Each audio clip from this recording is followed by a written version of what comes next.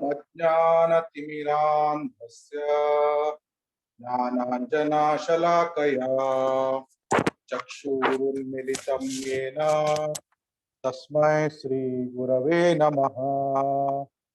नमः ॐ विष्णुपादाय कृष्णप्रेष्ठाय भूतले श्रीमते भक्तिवेदान्त स्वामिन्निति नामिने।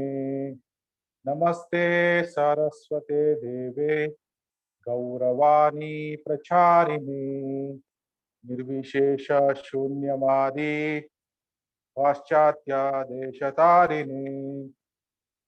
जय श्री कृष्ण चैतन्य प्रभु नित्यानंद श्री अद्वैत गदाधर श्रीवासादि गौर भक्त वृंद। हरे कृष्ण कृष्ण कृष्ण हरे हरे, हरे राम राम राम हरे हरे। ಹರೇ ಕೃಷ್ಣ. ಇವತ್ತಿನ ಶನಿವಾರದ ಕ್ಲಾಸಿಗೆ ನಿಮಗೆಲ್ಲರಿಗೂ ಸ್ವಾಗತ.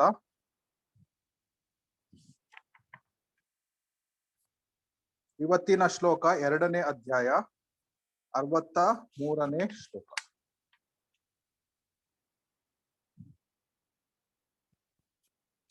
ಓಂ ನಮೋ ಭಗವತೆ ವಾಸುದೇವಾಯ. ಓಂ ನಮೋ ಭಗವತೆ ವಾಸುದೇವಾಯ. ಓಂ ನಮೋ ಭಗವತೆ ವಾಸುದೇವಾಯ. ಅಧ್ಯಾಯ 2 ಶ್ಲೋಕ 63. ಕ್ರೋಧಾತ್ ಭವತಿ ಸಮ್ಮೋಹ ಸ್ಮೃತಿ ವಿಭ್ರಮ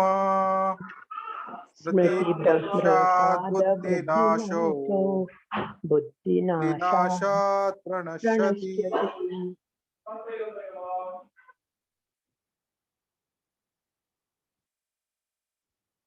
ಅನುವಾದ ಮತ್ತು ಭಾವಾರ್ಥ ಶ್ರೀಲ ಎಸಿ ಭಕ್ತಿ ವೇದಾಂತ ಸ್ವಾಮಿ ಶ್ರೀಲ ಪ್ರಭುಪಾದರಿಂದ.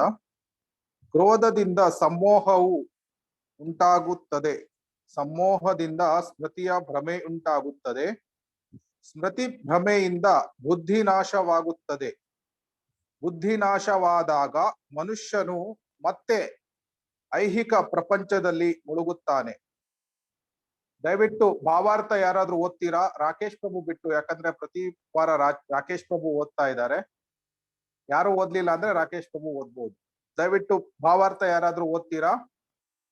ಸ್ಕ್ರೀನ್ ಅಲ್ಲಿ ಬಂದ್ರೆ ನಾನು ಓದ್ತೀನಿ ಪ್ರಭುಜಿ. ಸ್ಕ್ರೀನ್ ಕಾಣಿಸ್ತಾ ಅಂದ್ರೆ ಕನ್ನಡ ವರ್ಷನ್ ಇಲ್ಲ ಮಾತಾಜಿ. ಅಂದ್ರೆ ಇದು ವೇದಾ ಬೇಸಲ್ ಇಂಗ್ಲಿಷ್ ವರ್ಷನ್ ಇದೆ, ಅದಕ್ಕೆ ಕನ್ನಡ ಬುಕ್ಸ್ ಯಾರ ಹತ್ರ ಇದೆ ಅವರು ದಯವಿಟ್ಟು ಓದ್ಬೋದು. ಉತ್ಪಲ್ ವಾಜು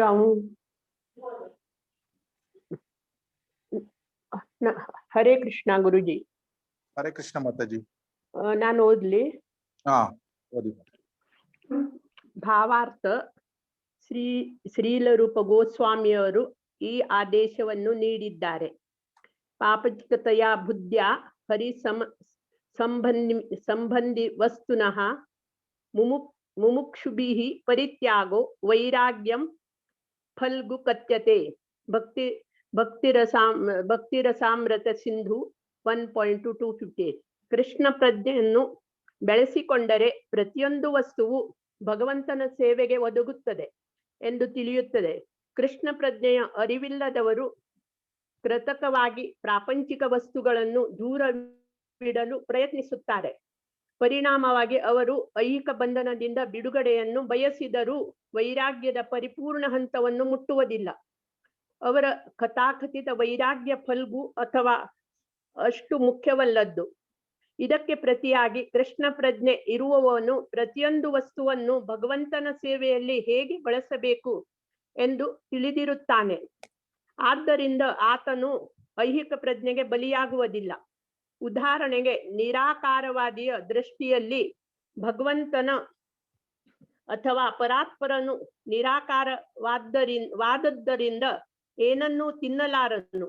ನಿರಾಕಾರವಾದಿಯು ಒಳ್ಳೆಯ ತಿಂಡಿ ತಿನಿಸುಗಳನ್ನು ದೂರವಿಡಲು ಪ್ರಯತ್ನಿಸುತ್ತಾನೆ. ಆದರೆ ಕೃಷ್ಣನು ಪರಮ ಭೋಗಿ ಎಂದು ಅವನಿಗೆ ಮಾಡಿದ ರುಚಿಯಾದ ನೈವೇದ್ಯವನ್ನೆಲ್ಲ ಅವನು ತಿನ್ನುತ್ತಾನೆ ಎಂದು ಭಕ್ತನಿಗೆ ಗೊತ್ತು. ಆದುದರಿಂದ ಭಗವಂತನಿಗೆ ರುಚಿಯಾದ ತಿಂಡಿಗಳನ್ನು ನೈವೇದ್ಯ ಮಾಡಿ ಭಕ್ತನು ಉಳಿದ ಪ್ರಸಾದವನ್ನು ಸ್ವೀಕರಿಸುತ್ತಾನೆ. ಹೀಗೆ ಎಲ್ಲವೂ ಆಧ್ಯಾತ್ಮಿಕವಾಗುತ್ತದೆ ಮತ್ತು ಪತನದ ಭಯವಿಲ್ಲ. ಭಕ್ತನು ಕೃಷ್ಣ ಪ್ರಜ್ಞೆಯಲ್ಲಿ ಪ್ರಸಾದವನ್ನು ಸ್ವೀಕರಿಸುತ್ತಾನೆ. ಆದರೆ ಆ ಭಕ್ತನು ಅದು ಪ್ರಾಪಂಚಿಕವಾದದ್ದೆಂದು ತಿರಸ್ಕರಿಸುತ್ತಾನೆ. ಆದುದರಿಂದ ನಿರಾಕಾರವಾದಿಯಾದವನು ತನ್ನ ಕೃತಕ ವೈರಾಗ್ಯದ ಫಲವಾಗಿ ಬದುಕನ್ನು ಸವಿಯಲಾರ. ಈ ಕಾರಣಕ್ಕಾಗಿ ಮನಸ್ಸು ಸ್ವಲ್ಪ ಕಲಕಿದರೂ ಆತನು ಐಹಿಕ ಬದುಕಿಗೆ ಬೀಳುತ್ತಾನೆ. ಇಂಥ ಆತ್ಮನು ಮುಕ್ತಿಯವರೆಗೆ ಏರಿದರೂ ಅವನಿಗೆ ಭಕ್ತಿಪೂರ್ವಕ ಸೇವೆಯ ನೆರವಿಲ್ಲದಿರುವುದರಿಂದ ಮತ್ತು ಕೆಳಕ್ಕೆ ಬೀಳುತ್ತಾನೆ ಎಂದು ಹೇಳಲಾಗಿದೆ. ಹರೇ ಕೃಷ್ಣ ಪ್ರಭುಜಿ. ಥ್ಯಾಂಕ್ ಯು ಮಾತಾಜಿ, ಧನ್ಯವಾದ. ಈ ಶ್ಲೋಕ ಮತ್ತೆ ಹಿಂದಿನ ಶ್ಲೋಕ ಹೇಗೆ ಒಬ್ಬನು ಭೌತಿಕತೆಗೆ ಫಾಲ್ ಡೌನ್ ಆಗ್ತಾನೆ ಅಂತ ಆ ಸೀರೀಸ್ ಆಫ್ ಕ್ರಮಗಳನ್ನು ಅವರು ಹೇಳಿದ್ದಾರೆ. ಹಿಂದಿನ ಶ್ಲೋಕದಲ್ಲಿ ನಾವು ನೋಡ್ತೇವೆ, ಧ್ಯಾಯತೋ ವಿಷಯಾನ್ ಪುಂಸ ಸಂಗಸ್ತೇಷೂಪಜಾಯತೆ ಸಂಗಾತ್ ಸಂಜಯತೆ ಕಾಮ ಕಾಮಾತ್ ಕ್ರೋಧೋಭಿಜಾಯತೆ. ಅಂದ್ರೆ ಒಬ್ನು ಇಂದ್ರಿಯ ವಸ್ತುಗಳನ್ನು ಕುರಿತು ಚಿಂತನೆ ಮಾಡ್ಬೇಕಾದ್ರೆ ಅವನಿಗೆ ಆಸಕ್ತಿ ಹುಟ್ಟುತ್ತದೆ. ಅಂತಹ ಆಸಕ್ತಿಯಿಂದ ಕಾಮ ಹುಟ್ಟುತ್ತದೆ. ಆಮೇಲೆ ಕಾಮದಿಂದ ಕ್ರೋಧ ಉದ್ಭವ ಆಗ್ತದೆ. ಆಮೇಲೆ ಈ ಶ್ಲೋಕದಲ್ಲಿ ನೆಕ್ಸ್ಟ್ ಫೇಸಸ್ ಏನು, ನೆಕ್ಸ್ಟ್ ಕ್ರಮಬದ್ಧವಾಗಿ ಹೇಗೆ ಫೇಸಸ್ ಬರ್ತದೆ ಅಂತ ಹೇಳಿದ್ದಾರೆ. ಕ್ರೋಧಾತ್ ಭವತಿ ಸಮೋಹ, ಕ್ರೋಧದಿಂದ ಸಮೋಹ ಉಂಟಾಗ್ತದೆ.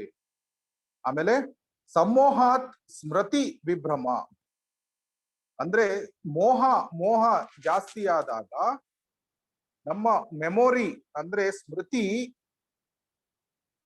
ನಮ್ಗೆ ದಿಗ್ಭ್ರಮೆ ಆಗ್ತದೆ. ಆಮೇಲೆ ಅಂದ್ರೆ ದಿಗ್ಭ್ರಮೆ ಅಂದ್ರೆ ಮರ್ತು ಹೋಗೋದು, ಫರ್ಗೆಟಿಂಗ್ ಥಿಂಗ್ಸ್, ರಿಮೆಂಬ್ರೆನ್ಸ್ ಹೋಗುತ್ತೆ, ನೆನಪು ಶಕ್ತಿ ಇರಲ್ಲ. ಆಮೇಲೆ ಸ್ಮೃತಿ ಭ್ರಮೆಯಾದಾಗ ನಮ್ಮ ಬುದ್ಧಿ ನಾಶವಾಗ್ತದೆ. ನಮ್ಮ ಇಂಟೆಲಿಜೆನ್ಸ್ ಅದು is last, intelligence is last, ಬುದ್ಧಿ ನಾಶ ಆಗ್ತದೆ. ಬುದ್ಧಿ ನಾಶ ಆದಾಗ ಆಮೇಲೆ ಮನುಷ್ಯ ಮತ್ತೆ ಈ ಐಹಿಕ ಪ್ರಪಂಚದಲ್ಲಿ ಮುಳುಗ್ತಾನೆ.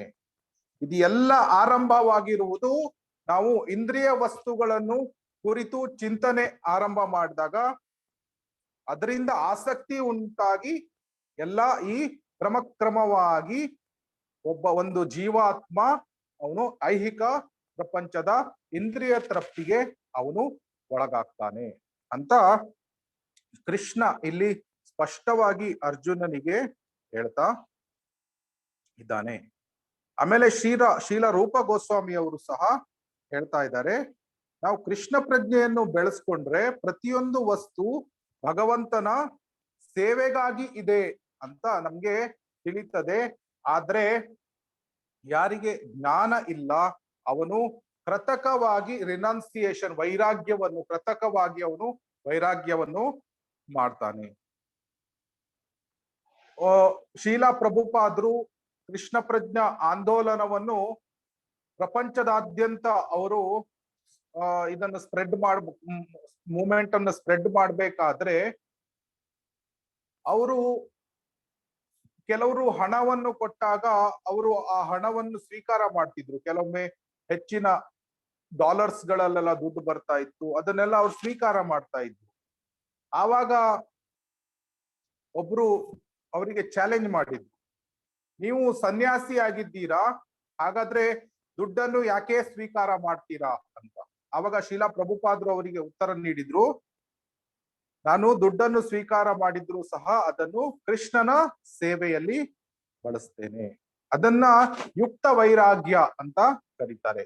ಅಂದ್ರೆ ಪ್ರತಿ ನಮ್ಗೆ ಭಗವಂತ ಯಾವ ಐಶ್ವರ್ಯ ನೀಡಿದ್ದಾನೆ, ಯಾವ ಸಂಪತ್ತು ನೀಡಿದ್ದಾನೆ, ಯಾವುದೇ ಒಳ್ಳೆ ಫ್ಯಾಮಿಲಿ, ಒಳ್ಳೆ ಮನೆ ಬಂಗ್ಲೆ, ಒಳ್ಳೆ ಕಾರು ಎಲ್ಲವನ್ನೂ ಸಹ ಕೃಷ್ಣನ ಸೇವೆಗಾಗಿ ಉಪಯೋಗಿಸುವುದು. ಇದನ್ನು ಯುಕ್ತ ವೈರಾಗ್ಯ ಅಂತ ಕರೀತಾರೆ. ಕೆಲವರಿಗೆ ಕೃಷ್ಣ ಕೋಟಿಗಟ್ಲೆ ದುಡ್ಡನ್ನು ಕೊಟ್ಟಿರಬಹುದು, ಅಥವಾ ಕೆಲವರಿಗೆ ಸ್ವಲ್ಪ ಕಿಂಚಿತ್ ದುಡ್ಡನ್ನು ಮಾತ್ರ ಕೊಟ್ಟಿರಬಹುದು.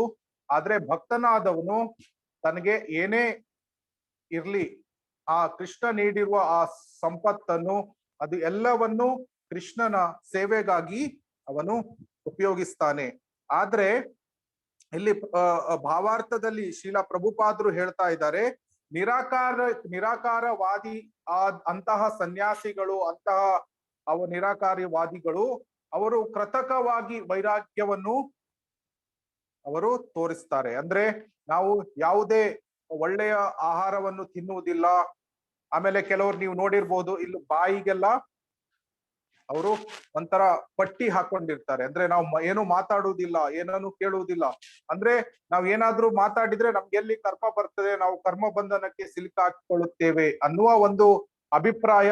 ಅದರಿಂದ ಅವರು ಕೃತಕವಾಗಿ ವೈರಾಗ್ಯವನ್ನು ಮಾಡ್ತಾರೆ. ಆದ್ರೆ ಕೃಷ್ಣ ಪ್ರಜ್ಞೆಯ ಒಂದು ಈ ಆಕ್ಟಿವಿಟೀಸ್ಗಳು, ಈ ಕ್ರಿಯೆಗಳು ಎಷ್ಟೊಂದು ಸುಂದರವಾಗಿದೆ, ಎಷ್ಟೊಂದು ಅದ್ಭುತವಾಗಿದೆ ಅಂದ್ರೆ, ನಮ್ಗೆ ಒಂದು ಅತ್ಯಂತ ಉತ್ಕೃಷ್ಟವಾದ ಆಹಾರ ಸೇವನೆ ಮಾಡ್ಬೇಕು, ಅಪುಲೆಂಟ್ ಪ್ರಸಾದ ಮಾಡ್ಬೇಕು ಅಂತ ಆದ್ರೆ ಅದನ್ನು ಕುಕ್ ಮಾಡೋದು, ಕೃಷ್ಣನಿಗೆ ಭೋಗ ಇಟ್ಟು ನೈವೇದ್ಯ ಮಾಡುವುದು, ಆಮೇಲೆ ಅದನ್ನು ಸ್ವೀಕಾರ ಮಾಡುವುದು. ಆ ಪ್ರಸಾದ ಸ್ವೀಕಾರದಿಂದ ಎಲ್ಲವೂ ಆಧ್ಯಾತ್ಮಿಕ ಆಗ್ತದೆ. ಅದರಿಂದ ಕೀಪಿಂಗ್ ಕೃಷ್ಣನನ್ನು ನಮ್ಮ ಜೀವನದ ಮಧ್ಯ ಸೆಂಟರ್ ಅಲ್ಲಿ ಇಟ್ಕೊಂಡು ನಾವು ಜೀವನವನ್ನು ಮಾಡುವುದು. ಭಾಗವತದಲ್ಲಿ ಒಂದು ಶ್ರೀಮದ್ ಭಾಗವತದಲ್ಲಿ ಒಂದು ಸುಂದರವಾದ ಕಥೆ ಇದೆ. ಅಂಬರೀಷ ಮಹಾರಾಜ ಅವನು ತನ್ನ ಎಲ್ಲ ಇಂದ್ರಿಯಗಳನ್ನು ಕೃಷ್ಣನ ಪ್ರಜ್ಞೆಯಲ್ಲಿ, ಕೃಷ್ಣನ ಸೇವೆಯಲ್ಲಿ ಅವನು ಉಪಯೋಗಿಸ್ತಾ ಇದ್ದ. ಉದಾಹರಣೆಗೆ ತನ್ನ ಕೈಗಳನ್ನು ಟೆಂಪಲ್ ಕ್ಲೀನ್ ಮಾಡೋದಕ್ಕೆ ಉಪಯೋಗಿಸ್ತಾ ಇದ್ದ, ಕಾಲುಗಳನ್ನು ದೇವಸ್ಥಾನಕ್ಕೆ ಹೋಗುವುದಕ್ಕೆ ಉಪಯೋಗಿಸ್ತಾ ಇದ್ದ, ಮೂಗುಗಳನ್ನು ಕೃಷ್ಣನಿಗೆ ಆಫರ್ ಮಾಡಿರುವಂತಹ ಹೂಗಳನ್ನು ಮೂಸ್ಲಿಕ್ಕಾಗಿ, ಆ ಪರಿಮಳವನ್ನು ಮೂಸ್ಲಿಕ್ಕಾಗಿ, ಆಮೇಲೆ ಕಿವಿಗಳನ್ನು ಕೃಷ್ಣ ಕಥೆಯನ್ನು ಕೇಳಲಿಕ್ಕಾಗಿ, ಆಮೇಲೆ ನಾಲಿಗೆಯನ್ನು ಜಪ ಹರಿನಾಮ ಜಪ ಮತ್ತೆ ಕೃಷ್ಣ ಪ್ರಸಾದವನ್ನು ಸೇವನೆ, ಈ ರೀತಿ ತನ್ನ ಪ್ರತಿಯೊಂದು ಅಂಗಾಂಗಗಳನ್ನು, ಇಂದ್ರಿಯಗಳನ್ನು ಅವನು ಕೃಷ್ಣನ ಸೇವೆಯಲ್ಲಿ ಉಪಯೋಗಿಸ್ತಾ ಇದ್ದ. ಅದೇ ರೀತಿ ನಾವು ಸಹ ನಮ್ಮ ಜೀವನದಲ್ಲಿ ಎಲ್ಲವನ್ನೂ ಸಹ, ನಮ್ಗೆ ಭಗವಂತ ನೀಡಿರುವ ಸಂಪತ್ತು, ಐಶ್ವರ್ಯ, ನಮ್ಮ ಪರಿವಾರ ಎಲ್ಲವನ್ನೂ ಸಹ ನಾವು ಕೃಷ್ಣನ ಸೇವೆಯಲ್ಲಿ ಉಪಯೋಗಿಸಬಹುದು. ಈ ಶ್ಲೋಕದಲ್ಲಿ ಹೇಗೆ ಒಬ್ಬನು ಇಂದ್ರಿಯವನ್ನು ಇಡ್ಬೇಕ, ಅವನು ಈ ಕಂಟೆಂಪ್ಲೇಷನ್, ಅವನು ಚಿಂತನೆ ಮಾಡ್ಬೇಕಾದ್ರೆ ಅವನು ಇಂದ್ರಿಯ ವಸ್ತುಗಳ ಬಗ್ಗೆ ಚಿಂತನೆಯನ್ನು ಮಾಡಬಾರ್ದು. ಚಿಂತನೆ ಮಾಡ್ಬೇಕಾದ್ರೆ ಕೃಷ್ಣನ ಬಗ್ಗೆ ಚಿಂತನೆಯನ್ನು ಮಾಡಬೇಕು ಅಂತ ಹೇಳ್ತಾರೆ. ಆಮೇಲೆ ಇಂದ್ರಿಯ ಈಗ ಒಬ್ಬನ ಫಾಲ್ ಡೌನ್ ಅಂದ್ರೆ, ಒಬ್ಬನು ಹೇಗೆ ಫಾಲ್ ಡೌನ್ ಆಗ್ತಾನೆ, ಇಂದ್ರಿಯ ವಸ್ತುಗಳನ್ನು ಕುರಿತು ಚಿಂತನೆ ಮಾಡ್ಬೇಕಾದ್ರೆ ಅವನು ಆ ಫೇಸ್ ಇಂದ ಅವನಿಗೆ ಅವನು ಫಾಲ್ ಡೌನ್ ಆಗುವ ಕ್ರಿಯೆ ಆರಂಭ ಆಗ್ತದೆ. ಆದ್ರೆ ಆ ಫೇಸ್ ಅನ್ನು ಸ್ಟಾಪ್ ಮಾಡ್ಬೇಕಾದ್ರೆ ಆ ಚಿಂತನೆಯನ್ನು ಆರಂಭದಲ್ಲೇ ಒಬ್ನು ಕಟ್ ಮಾಡ್ಬೇಕಾಗ್ತದೆ. ಆಮೇಲೆ ಶ್ರೀಮದ್ ಭಾಗವತದಲ್ಲಿ ತುಂಬಾ ಸುಂದರವಾದ ವರ್ಣನೆ ಇದೆ. ಒಬ್ಬನು ಕೃಷ್ಣನ ಬಗ್ಗೆ ಅಟ್ಯಾಚ್ಮೆಂಟ್ ಅನ್ನು ಬೆಳೆಸ್ಕೊಳ್ಬೇಕು, ಕೃಷ್ಣನ ಬಗ್ಗೆ ಆ ಒಲವನ್ನು, ಆ ಪ್ರೇಮವನ್ನು ಬೆಳೆಸ್ಕೊಳ್ಬೇಕು. ಅದು ಹೇಗೆ ಬೆಳೆಸ್ಕೊಳ್ಳೋದು? ನಾವು ಅವನ ಸೇವಕರು ಅಂತ, ಅಂದ್ರೆ ದಾಸ್ಯಂ ಮತ್ತೆ ಇನ್ನೊಂದು ವರ್ಡ್ ಭಾಗವತದಲ್ಲಿ ಉಪಯೋಗಿಸ್ತಾರೆ, ಕೈಂಕರ್ಯಂ ಅಂತ. ಕೈಂಕರ್ಯಂ ಅಂದ್ರೆ ಏನು ಅಂದ್ರೆ, ಈಗ ದಾಸ್ಯ ಸೇವೆ, ಭಗವಂತನಿಗೆ ದಾಸ್ಯ ಸೇವೆ ಮಾಡ್ಬೇಕಾದ್ರೆ ನಾವು ಭಕ್ತಿ ಸೇವೆಯ ಪ್ರಾರಂಭದಲ್ಲಿ ಏನ್ ಮಾಡ್ತೇವಂದ್ರೆ, ನಮಗೆ ನಾವು ಏನು ಕಾರ್ಯಗಳನ್ನು ಮಾಡ್ತೇವೆ ಅದರ ರಿಸಲ್ಟ್ಸ್ ಅನ್ನು ಅದನ್ನು ಭಗವಂತನಿಗೆ ನಾವು ಅರ್ಪಣೆ ಮಾಡ್ತೇವೆ. ಇದು ಕರ್ಮಯೋಗದ ಆರಂಭ. ಅಂದ್ರೆ whatever we are doing, we are offering the results to Krishna. ಆದ್ರೆ ಭಕ್ತಿ ಸೇವೆಯಲ್ಲಿ ಒಬ್ನು ಮುಂದುವರೆದ ಹಾಗೆ ಅವನು ಏನ್ ಮಾಡ್ತಾನೆ ಅಂದ್ರೆ, ಕೃಷ್ಣನಿಗೆ ಏನು ಇಷ್ಟ ಅದನ್ನು ಮಾಡ್ತಾನೆ. ಈಗ ಉದಾಹರಣೆಗೆ ಇನಿಷಿಯಲ್ ಇದ್ರಲ್ಲಿ ಒಬ್ನಿಗೆ ಗುಲಾಬ್ ಜಾಮೂನ್ ಅಂದ್ರೆ ತುಂಬಾ ಇಷ್ಟ ಇರಬಹುದು, ಅದಕ್ಕೆ ಅವನಿಗೆ ಇಷ್ಟವಾಗಿರುವುದು ಗುಲಾಬ್ ಜಾಮೂನ್. ಅವನು ಗುಲಾಬ್ ಜಾಮೂನ್ ಅನ್ನು ಕುಕ್ ಮಾಡ್ತಾನೆ, ಆಮೇಲೆ ಅದನ್ನು ನೈವೇದ್ಯ ಮಾಡಿ ಆಮೇಲೆ ತಿಂತಾನೆ. ಆದ್ರೆ ಅವನ ಇಷ್ಟದ ಪ್ರಕಾರ ಅವನು ನೈವೇದ್ಯವನ್ನು ಮಾಡ್ತಾನೆ.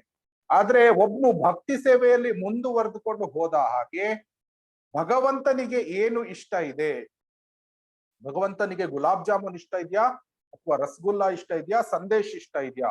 ಅವನಿಗೆ ಗುಲಾಬ್ ಜಾಮೂನ್ ಇಷ್ಟ ಇದ್ರು ಸಹ ಭಗವಂತನಿಗೆ ಸಂದೇಶ್ ಇಷ್ಟ ಇದ್ರೆ ಅವನು ಸಂದೇಶ್ ಕುಕ್ ಮಾಡಿ ಅದನ್ನು ಭಗವಂತನಿಗೆ ಆಫರ್ ಮಾಡ್ತಾನೆ. ನಾವು ನಮ್ಮ ಭಾಗವತದಲ್ಲಿ ಎಷ್ಟೊಂದು ರಾಜ ಋಷಿಗಳ ಕತೆ ಬರ್ತದೆ. ಭಾಗವತದಲ್ಲಿ ಪ್ರಥಮ ಸ್ಕಂದದಲ್ಲಿ ಪಾಂಡವರ ಕತೆ ಇದೆ. ಪಾಂಡವರ ಕತೆ ನಿಮ್ಗೆಲ್ರಿಗೂ ಹೆಚ್ಚಿನವರಿಗೆ ಗೊತ್ತು. ಯುಧಿಷ್ಠಿರ್ ಮಹಾರಾಜ್ ಅವರು ಹೇಗೆ ಅಂದ್ರೆ, ಪಾಂಡವರು ಅವರಿಗೆ ರಾಜ್ಯ ಸಿಗ್ಬೇಕಾಗಿತ್ತು, ಆದ್ರೆ ದುರ್ಯೋಧನ ಅವನು ಸ್ವಲ್ಪ ಕಪಟತನ ಎಲ್ಲ ಮಾಡಿ ಇವರನ್ನು ವನವಾಸಕ್ಕೆ ಕಳಿಸ್ತಾರೆ. ಆಮೇಲೆ ಅಜ್ಞಾತವಾಸ ಇರ್ತದೆ. ಅದಾಗಿ ಪುನಃ ಬಂದ ಮೇಲೂ ಸಹ 1 ಇಂಚು ರಾಜ್ಯವನ್ನು ಕೊಡುವುದಿಲ್ಲ ಅಂತ ಯುಧಿಷ್ಠಿರ್ ಮಹಾರಾಜರಿಗೆ ದುರ್ಯೋಧನ ಹೇಳ್ತಾನೆ. ಆವಾಗ ಕುರುಕ್ಷೇತ್ರ ಯುದ್ಧ ಮಾಡ್ಲೇಬೇಕಾಗ್ತದೆ. ಕುರುಕ್ಷೇತ್ರ ಯುದ್ಧ ಆದ್ಮೇಲೆ ಯುಧಿಷ್ಠಿರ ರಾಜ ಆಗಿ ಪಟ್ಟಾಭಿಷೇಕ ಆಗ್ತದೆ. ಆದ್ರೆ ಯುಧಿಷ್ಠಿರ್ ಮಹಾರಾಜ ಅವರಿಗೆ ಈ ರಾಜ್ಯದ ಬಗ್ಗೆ ಏನು ಅಟ್ಯಾಚ್ಮೆಂಟ್ ಇರಲ್ಲ, ಅವರಿಗೆ ಆ ಒಂದು ಮೋಹ ಇರಲ್ಲ. ಆದ್ರೆ ಅವರಿಗೆ ಗೊತ್ತಿತ್ತು ಏನು ಅಂದ್ರೆ, ನಾನು ಈ ರಾಜ್ಯವನ್ನು ಆಳುತ್ತಿದ್ದೇನೆ ಯಾತಕ್ಕಾಗಿ, ಕೃಷ್ಣನ ಸಂತೋಷಕ್ಕಾಗಿ ನಾನು ಈ ರಾಜ್ಯಭಾರವನ್ನು ಮಾಡ್ತಾ ಇದ್ದೇನೆ.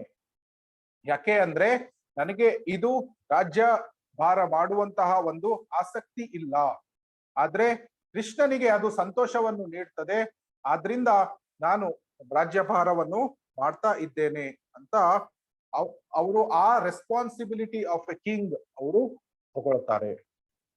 ಆಮೇಲೆ ಅವರು ರಾಜ್ಯಭಾರವನ್ನು ಯಾವ ರೀತಿಯಲ್ಲಿ ಮಾಡ್ತಾರಂದ್ರೆ, ಪ್ರತಿಯೊಬ್ಬ ಆ ಸಿಟಿಸನ್ ಅಂದ್ರೆ ನಾಗರಿಕ, ಅವರ ರಾಜ್ಯದಲ್ಲಿ ಇರುವ ಪ್ರತಿಯೊಬ್ಬ ವ್ಯಕ್ತಿ ಕೂಡ ಅವನು ಕೃಷ್ಣ ಪ್ರಜ್ಞೆಯನ್ನು ಹೊಂದಿರ್ತಾನೆ. ಆಮೇಲೆ ಯುಧಿಷ್ಠಿರ್ ಮಹಾರಾಜ್ ಅವರು ಎಷ್ಟೊಂದು ಸ್ಯಾಕ್ರಿಫೈಸಸ್, ಯಜ್ಞಗಳನ್ನು ಮಾಡಿದ್ರು. ಆಮೇಲೆ ಎಷ್ಟೊಂದು ಫೆಸ್ಟಿವಲ್ಸ್, ಹಬ್ಬಗಳನ್ನೆಲ್ಲ ಆಚರಣೆ ಮಾಡ್ತಾ ಇದ್ರು. ಯಾತಕ್ಕಂದ್ರೆ ಈ ಕೃಷ್ಣ ಪ್ರಜ್ಞೆ ಪ್ರತಿಯೊಬ್ಬ ನಾಗರಿಕನಲ್ಲೂ ಸಹ ಇದು ಸ್ಪ್ರೆಡ್ ಆಗ್ಬೇಕು, ಎಲ್ಲರೂ ಕೃಷ್ಣ ಪ್ರಜ್ಞೆಯಲ್ಲಿ ಪ್ರಗತಿಯನ್ನು ಹೊಂದಬೇಕು, ಈ ಒಂದು ಭಾವವನ್ನು ಯುಧಿಷ್ಠಿರ ಮಹಾರಾಜರು ಹೊಂದಿದ್ರು. ಇದನ್ನು ನೋಡಿ ಕೃಷ್ಣನಿಗೆ ತುಂಬಾ ಸಂತೋಷ ಆಗ್ತದೆ. ನನಗಾಗಿ ಎಷ್ಟೊಂದು ಒಳ್ಳೆಯ ರೀತಿಯಲ್ಲಿ ಯುಧಿಷ್ಠಿರ್ ಮಹಾರಾಜ್ ಅವರು ರಾಜ್ಯಭಾರವನ್ನು ಮಾಡ್ತಾ ಇದ್ದಾರೆ ಅಂತ. ಆವಾಗ ಕೃಷ್ಣ ಬರ್ತಾನೆ, ಯುಧಿಷ್ಠಿರ್ ಮಹಾರಾಜರ ಅರಮನೆಗೆ ಬರ್ತಾನೆ. ಆಮೇಲೆ ಕೃಷ್ಣ ಯುಧಿಷ್ಠಿರ್ ಮಹಾರಾಜನಿಗೆ ಹೇಳ್ತಾನೆ, ಯುಧಿಷ್ಠಿರ್ ಮಹಾರಾಜ್, ನಿನ್ಗೆ ಏನು ವರ ಬೇಕು ಅದನ್ನು ಕೇಳು, ನಾನ್ ನಿಮ್ಗೆ ಆ ವರವನ್ನು ನೀಡ್ತೇನೆ ಅಂತ. ಆವಾಗ ಯುಧಿಷ್ಠಿರ್ ಮಹಾರಾಜ್ ಹೇಳ್ತಾನೆ, ನನ್ಗೆ ಸಿಂಗಲ್ ಮೋಸ್ಟ್ ಅತ್ಯಂತ ಶಕ್ತಿಶಾಲಿಯಾದ ರಾಜ ನಾನೇ ಆಗ್ಬೇಕು ಅಂತ ಹೇಳ್ತಾನೆ. ಆವಾಗ ನಮ್ಗೆ ಅನ್ಸ್ಬಹುದು ಯಾತಕ್ಕಾಗಿ ಯುಧಿಷ್ಠಿರ್ ಮಹಾರಾಜ್ ಈ ಒಂದು ವರವನ್ನು ಕೇಳಿದ. ಯಾಕೆಂದ್ರೆ ಇದು ನೋಡಿದ್ರೆ ಸ್ವಲ್ಪ ಭೌತಿಕವಾದ ಆಸೆ ಅಂತ ನಮ್ಗೆ ಅನ್ನಿಸ್ಬೋದು. ಆದ್ರೆ ಯುಧಿಷ್ಠಿರ್ ಮಹಾರಾಜ್ ಹೇಳ್ತಾನೆ ಕೃಷ್ಣನಿಗೆ, ನೋಡು ಕೃಷ್ಣ, ನಾನು ನಿನ್ನ ಭಕ್ತನಾಗಿ ನಾವು ಪಾಂಡವರು ಇಷ್ಟೊಂದು ಕಷ್ಟಗಳನ್ನು ನಾವು ಅನುಭವಿಸಿದ್ದೇವೆ. ನಾವು ವನವಾಸಕ್ಕೆ ಹೋದ್ವಿ, ಅದ್ರ ಮೊದಲು ನಮ್ಗೆ ಅರಮನೆಯಲ್ಲಿ ಬೆಂಕಿ ಹಾಕಿ ಸಾಯಿಸ್ಲಿಕ್ಕೆ ಪ್ರಯತ್ನ ಪಟ್ರು, ಆಮೇಲೆ ದ್ರೌಪದಿಯ ವಸ್ತ್ರಾಪಹರಣ ಮಾಡ್ಲಿಕ್ಕೆ ಪ್ರಯತ್ನ ಪಟ್ರು, ಆಮೇಲೆ ನಾವು ಅಜ್ಞಾತವಾಸ ಆದ್ಮೇಲೂ ಸಹ ನಮ್ಗೆ ರಾಜ್ಯ ಸಿಗ್ಲಿಲ್ಲ. ನಾವು ಕುರುಕ್ಷೇತ್ರ ಯುದ್ಧ ಮಾಡ್ಬೇಕಾಯ್ತು. ಕುರುಕ್ಷೇತ್ರ ಯುದ್ಧದಲ್ಲಿ ಹೇಳಿ ಮಾತಾಜಿ, ಕೇಳಿಸ್ತಾ ಇದ್ಯಾ?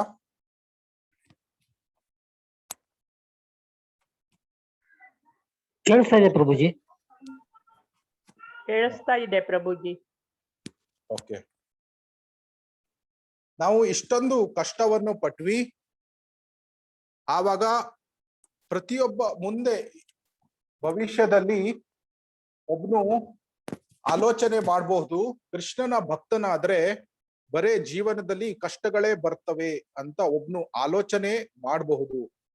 ಆದ್ರೆ ಅದರ ನೆಕ್ಸ್ಟ್ ಫೇಸ್ ಅಂದ್ರೆ ಇನಿಷಿಯಲ್ ಪ್ರಪ್ರಥಮವಾಗಿ ಕಷ್ಟಪಟ್ರು. ಆದ್ರೆ ಕುರುಕ್ಷೇತ್ರದ ನಂತರ ಯುಧಿಷ್ಠಿರ್ ಮಹಾರಾಜನ ಹತ್ರ ಎಷ್ಟೊಂದು ಸಂಪತ್ತು ಕೃಷ್ಣ ಯುಧಿಷ್ಠಿರ್ ಮಹಾರಾಜನಿಗೆ ನೀಡಿದ ಅಂದ್ರೆ, ದೇವತೆಗಳು ಸ್ವರ್ಗ ಲೋಕದಿಂದ ನೋಡ್ತಾ ಇದ್ರು, ಆಮೇಲೆ ದೇವತೆಗಳು ಆಶೆ ಮಾಡ್ತಾ ಇದ್ರು, ನಾವು ಸಹ ಯುಧಿಷ್ಠಿರ್ ಮಹಾರಾಜನಾಗೆ ನಮ್ಗೆ ಸಹ ಆ ಸಂಪತ್ತು ಸಿಕ್ಕಿದ್ರೆ ತುಂಬಾ ಚೆನ್ನಾಗಿ ಇರ್ತದೆ ಅಂತ ಅಷ್ಟೊಂದು ಸಂಪತ್ತು ಯುಧಿಷ್ಠಿರ್ ಮಹಾರಾಜ ಹತ್ರ ಇತ್ತು. ಆಮೇಲೆ ಒಳ್ಳೆಯ ಪರಿವಾರ, ಎಲ್ಲ ಭೀಮನಂತಹ ಅರ್ಜುನನಂತಹ ತಮ್ಮಂದಿರು, ದ್ರೌಪದಿಯಂತಹ ಹೆಂಡತಿ, ಆಮೇಲೆ ಈ ರೀತಿ ಪರಿವಾರ, ತುಂಬಾ ಒಳ್ಳೆಯ ಪರಿವಾರ, ಆಮೇಲೆ ಒಳ್ಳೆಯ ಪ್ರಜೆಗಳು, ಆಮೇಲೆ ಅದ್ಭುತವಾದ ಒಂದು ಸೈನ್ಯ, ಅರಮನೆ, ಈ ರೀತಿ ಎಲ್ಲಾ ಒಂದು ಐಶ್ವರ್ಯಗಳನ್ನು ಯುಧಿಷ್ಠಿರ ಮಹಾರಾಜನಿಗೆ ಕೃಷ್ಣ ಆಮೇಲೆ ನೀಡಿದ. ಆಮೇಲೆ ಈ ವರವನ್ನು ಹೇಳ್ಬೇಕಾದ್ರೆ ಯುಧಿಷ್ಠಿರ್ ಮಹಾರಾಜ್ ಹೇಳಿದ, ಭಕ್ತನಾದವನು ಅವನಿಗೆ ಭಗವಂತ ಅವನ ಅಂದ್ರೆ ಆಧ್ಯಾತ್ಮಿಕ ಪ್ರಗತಿಗೆ ಅವನಿಗೆ ಯಾವುದು ಅನುಕೂಲವಾಗುತ್ತದೆ ಅಂತದ್ದೇ ಪರಿಸ್ಥಿತಿಯನ್ನು ಕೃಷ್ಣ ಅವನ ಭಕ್ತನಿಗೆ ನೀಡ್ತಾನೆ ಅಂತ. ಯಾಕೆಂದ್ರೆ ಕೃಷ್ಣನ ಭಕ್ತನಿಗೆ ಬರೇ ಕಷ್ಟಗಳೇ ಬರ್ತವೆ ಅಂತ ಒಬ್ನು ತಿಳ್ಕೊಂಡ್ರೆ, ಅದರ ನಂತರದ ಫೇಸ್ ಅಲ್ಲಿ ಆ ಯುಧಿಷ್ಠಿರ್ ಮಹಾರಾಜಿಗೆ ಅತ್ಯಂತ ಸುಖವನ್ನು ಸಹ ಭಗವಂತ ನೀಡ್ದ. ಆದ್ರೆ ಯುಧಿಷ್ಠಿರ್ ಮಹಾರಾಜ್ ಎಷ್ಟೇ ಕಷ್ಟ ಇದ್ದಾಗ್ಲೂ ಸಹ, ಆಮೇಲೆ ಎಷ್ಟೇ ಸುಖ ಸಂಪತ್ತು ಎಲ್ಲ ಇದ್ದಾಗ್ಲೂ ಸಹ, ಎರಡೂ ಕಾಲದಲ್ಲಿ ಸಹ ಅವನು ತನ್ನ ಪ್ರಜ್ಞೆಯನ್ನು ಕೃಷ್ಣನ ಮೇಲೆ ಕೇಂದ್ರೀಕೃತ ಮಾಡಿ ಇಟ್ಟಿದ್ದ. ಅವನಿಗೆ ಆ ಮೋಹ ಇರ್ಲಿಲ್ಲ. ಯಾಕೆ ಅಂದ್ರೆ ಅವರು ಪಾಂಡವರು ಒಳಗಾದ ಕಷ್ಟ ಅದು ನಮ್ಗೆ ಗೊತ್ತು, ಎಷ್ಟು ಒಂದು ಅತೀವವಾದ ಒಂದು ಕಷ್ಟ. ಯಾಕಂದ್ರೆ ಒಬ್ಳು ದ್ರೌಪದಿಯ ವಸ್ತ್ರಾಪಹರಣ ಆಗ್ಬೇಕಾದ್ರೆ ಆ ರೀತಿಯ ಮಾನಸಿಕವಾದ ಒಂದು ಅವರಿಗೆ ಇದಿತ್ತು, ಯಾತನೆ ಇತ್ತು. ಆಮೇಲೆ ಅವರಿಗೆ ಅರಮನೆಯಲ್ಲಿ ಬೆಂಕಿ ಹಾಕಿ ಸಾಯಿಸ್ಬೇಕಾದ್ರೆ ಅವರಿಗೆ ವಿದುರ ರಕ್ಷಣೆ ಮಾಡ್ಬೇಕಾಯ್ತು. ಅಷ್ಟೇ ಅಲ್ಲದೆ ಕುರುಕ್ಷೇತ್ರ ಯುದ್ಧ ಆದ್ಮೇಲೆ ಅಶ್ವತ್ಥಾಮ ದ್ರೌಪದಿಯ ಮಕ್ಕಳನ್ನು ಕೊಂದು ಹಾಕ್ತಾನೆ. ಇಷ್ಟೆಲ್ಲ ಕಷ್ಟಗಳನ್ನು ಪಾಂಡವರು ಒಳಗೆ ಅಂದ್ರೆ ಅವರು ಅನುಭವಿಸ್ಬೇಕಾಯ್ತು.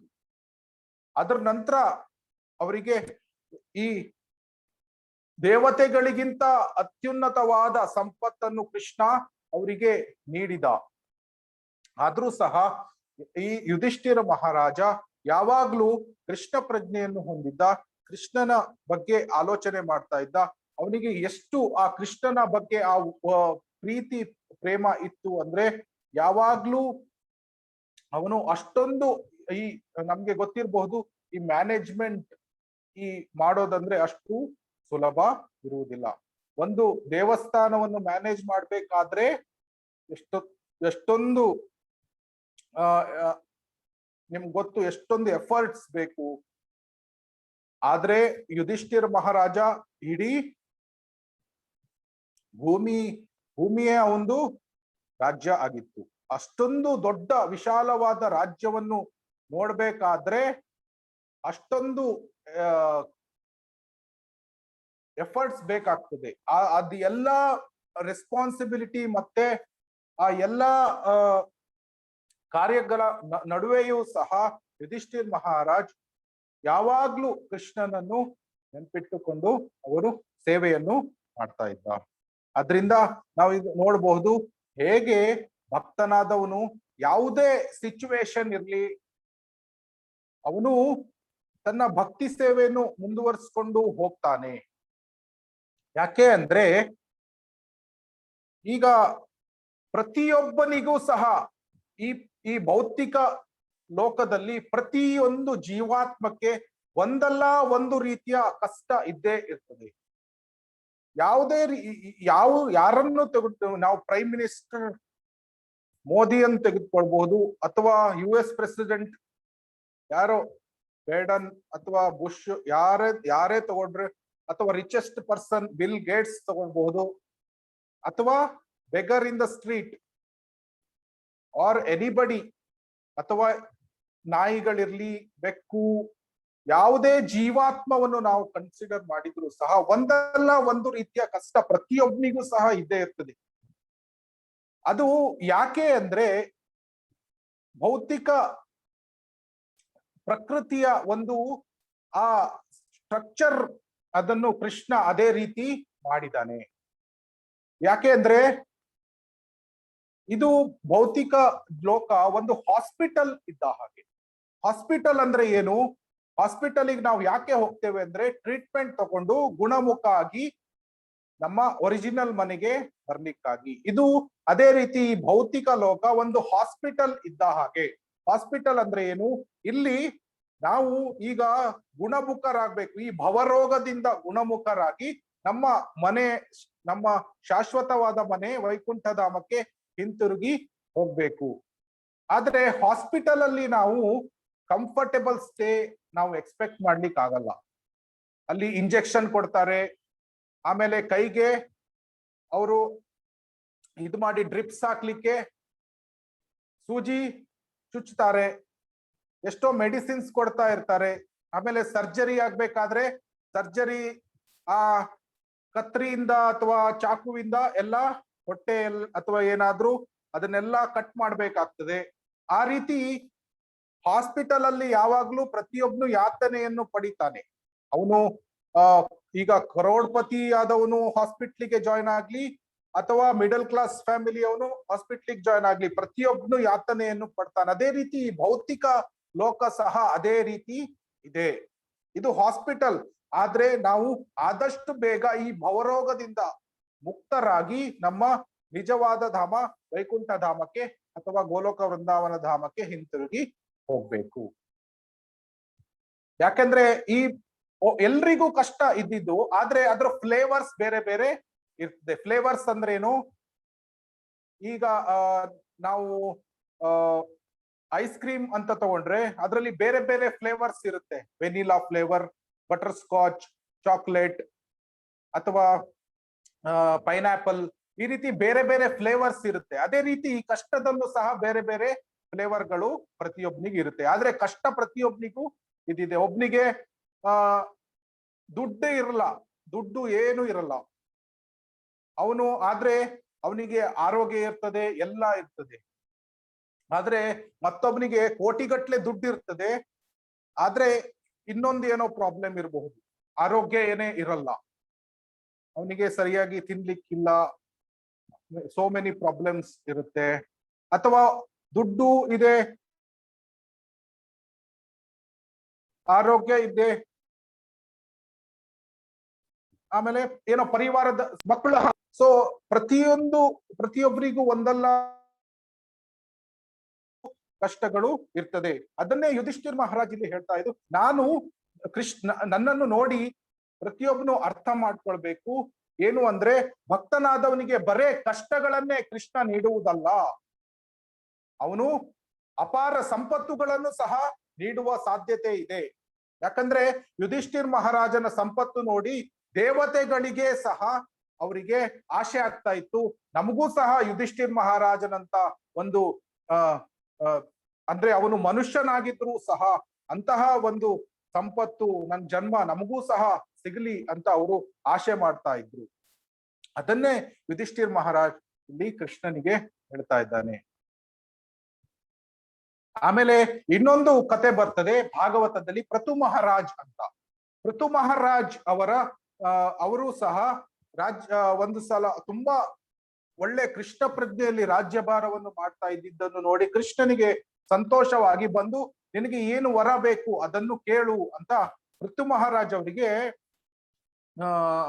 ಕೃಷ್ಣ ಕೇಳ್ತಾನೆ.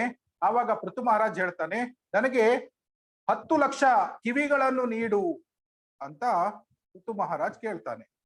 ಆವಾಗ ಕೃಷ್ಣನಿಗೆ ಆಶ್ಚರ್ಯ ಆಗ್ತದೆ, 10 ಲಕ್ಷ ಕಿವಿಗಳು ನಿನ್ಗೆ ಬೇಕಾ? ಇಂತಹ ವರಗಳನ್ನು ಯಾರು ಈವರೆಗೆ ಕೇಳಿಲ್ಲವಲ್ಲ,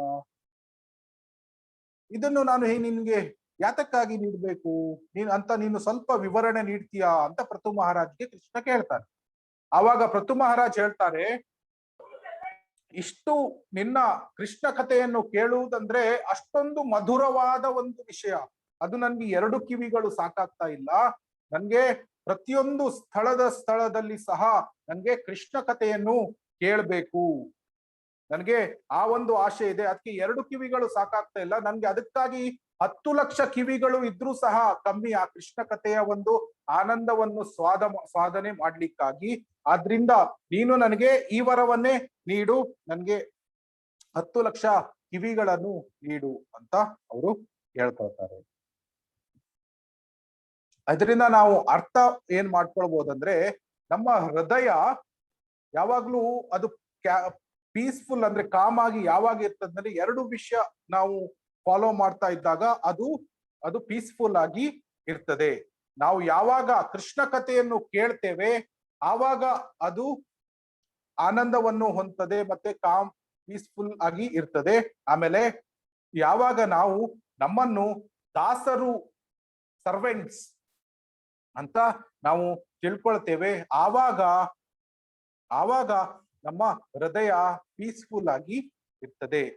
ಇಲ್ದಿದ್ರೆ ಈ ಹಿಂದಿನ ಶ್ಲೋಕದಲ್ಲಿ ಮತ್ತೆ ಈ ಶ್ಲೋಕದಲ್ಲಿ ವಿವರಣೆ ನೀಡಿದ ಹಾಗೆ ಒಬ್ಬನಿಗೆ ಕಾಮ ಅಂದ್ರೆ ಈ ಇಂದ್ರಿಯ ವಸ್ತುಗಳ ಬಗ್ಗೆ ಆಲೋಚನೆ ಮಾಡಿದಾಗ ಅವನಿಗೆ ಕಾಮ ಉತ್ಪತ್ತಿ ಆಗ್ತದೆ.